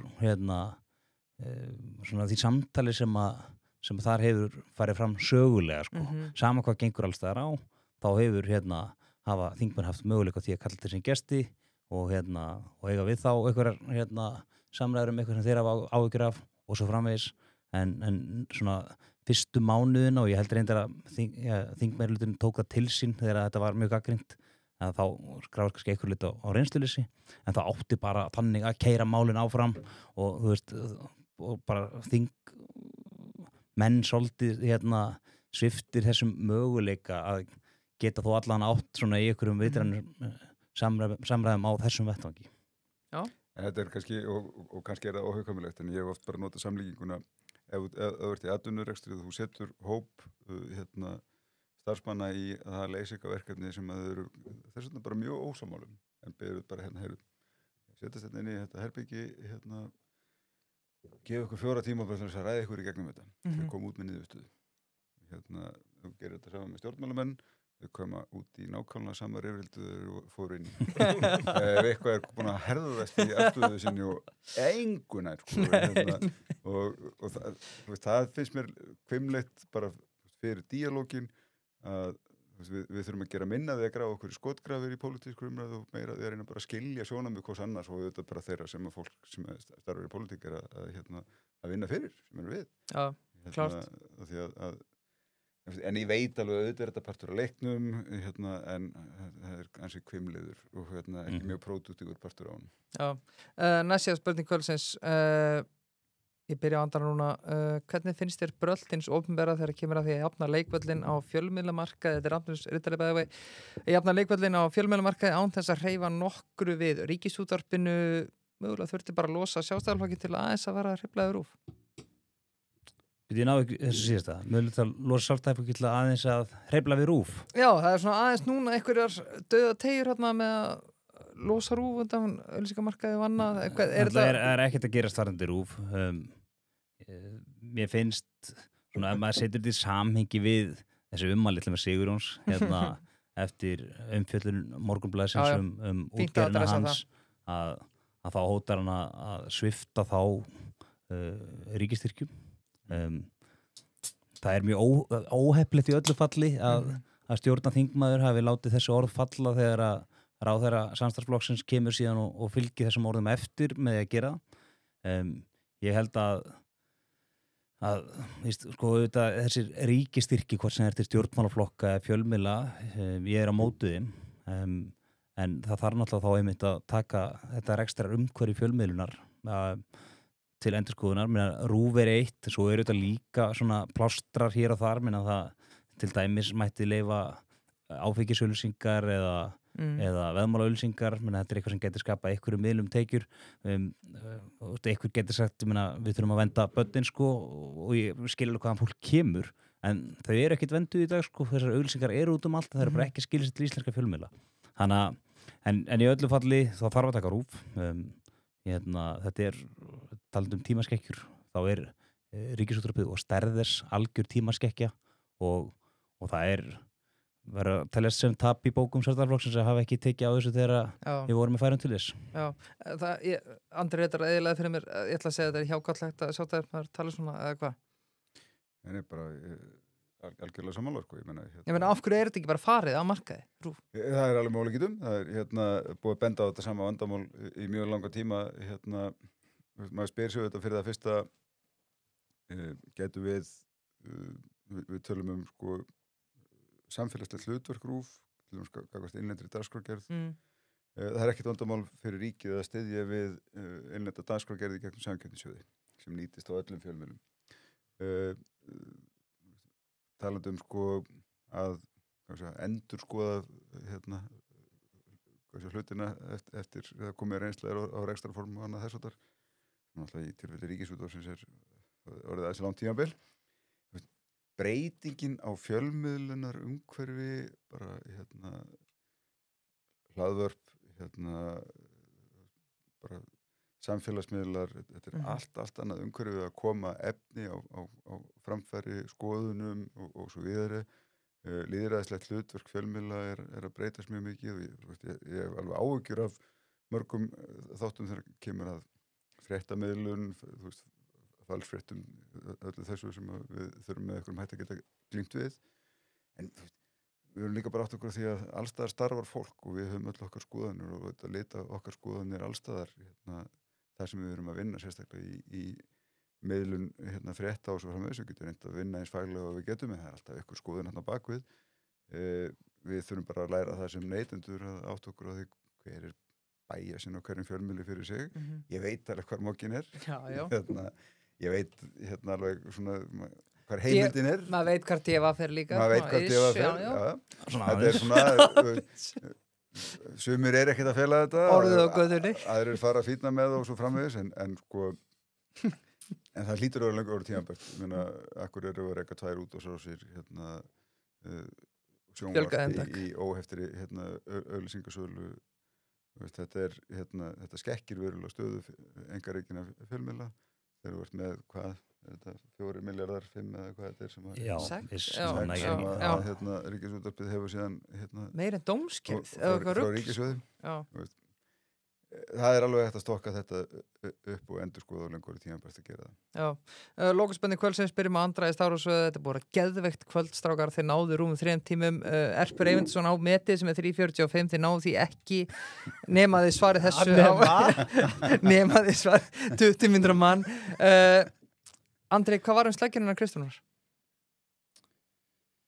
Þú veist, þetta sleggjutal, þetta er alltaf bara það er svona bara þetta tala sleggju, þetta er og mikið hlýtur hún að hata það að hafa tekið þessu auglýsingu af því að það er ekkert að frétta ef við sleppum öllu sleggjutali þá er niðurstaðan allan svo að vaxtalækkarar ferlunni er lokið í bili kannski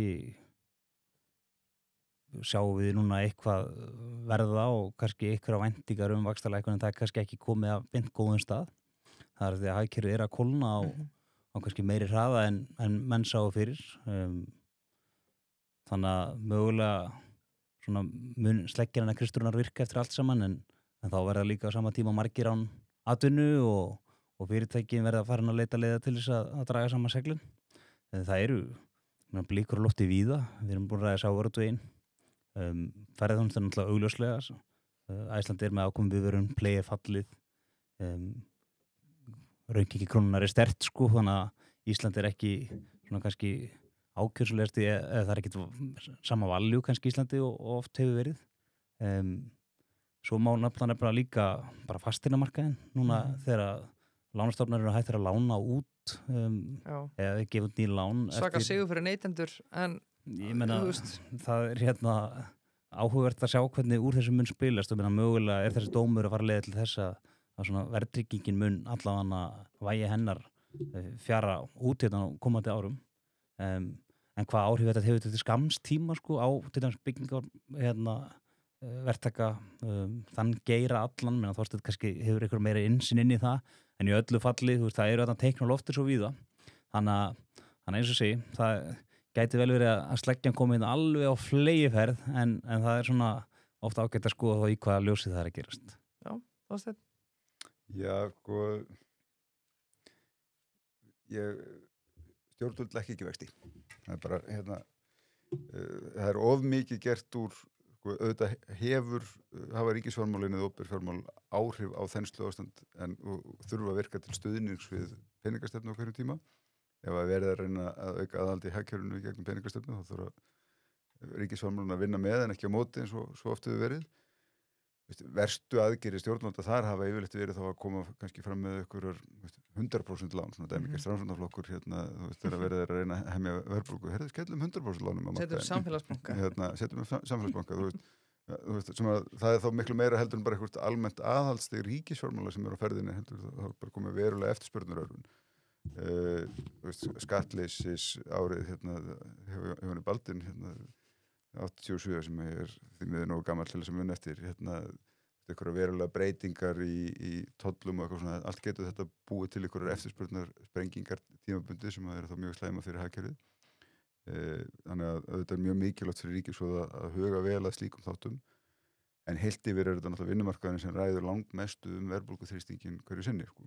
Og þar alveg finnst mér mjög klaufalegt þegar stjórnmálamenn koma, bæði þegar að Bjarni á sínu tíma sagði við ætlum að viðhalda hér lágu vaxtastígi sem var náttúrulega þá í sögulegu lágmarki og var algjörlega ljóst að vera óraunhæft að búast við að erði til eitthvað slang fram að í okkar allavega verðbólguumhverfi og svo núna þetta lemja niður hérna, vextina með einhver afli stjórnmálaflokka. Það er augljóslega ekki að gerast. Það er alveg rétt, það er ágefni. Stýrivöxta lækkunarferlið er að stöðvast, við erum að festast í hérna, einhverju pluss-mínus 4% verðbólgu og það er fyrst og fremst út af kjarasamningunum sem voru gerðir fyrir 2 árum síðan og bara þeim verðbólgu þrýstingir sem þeir halda áfram að fóðra. Andri Steinn Hilmarsson, Þorsteinn Víglundsson, takk fyrir frábært kvöld og takk fyrir komuna, strákar. Já, takk sem leiðis. Takk fyrir mig. Takk.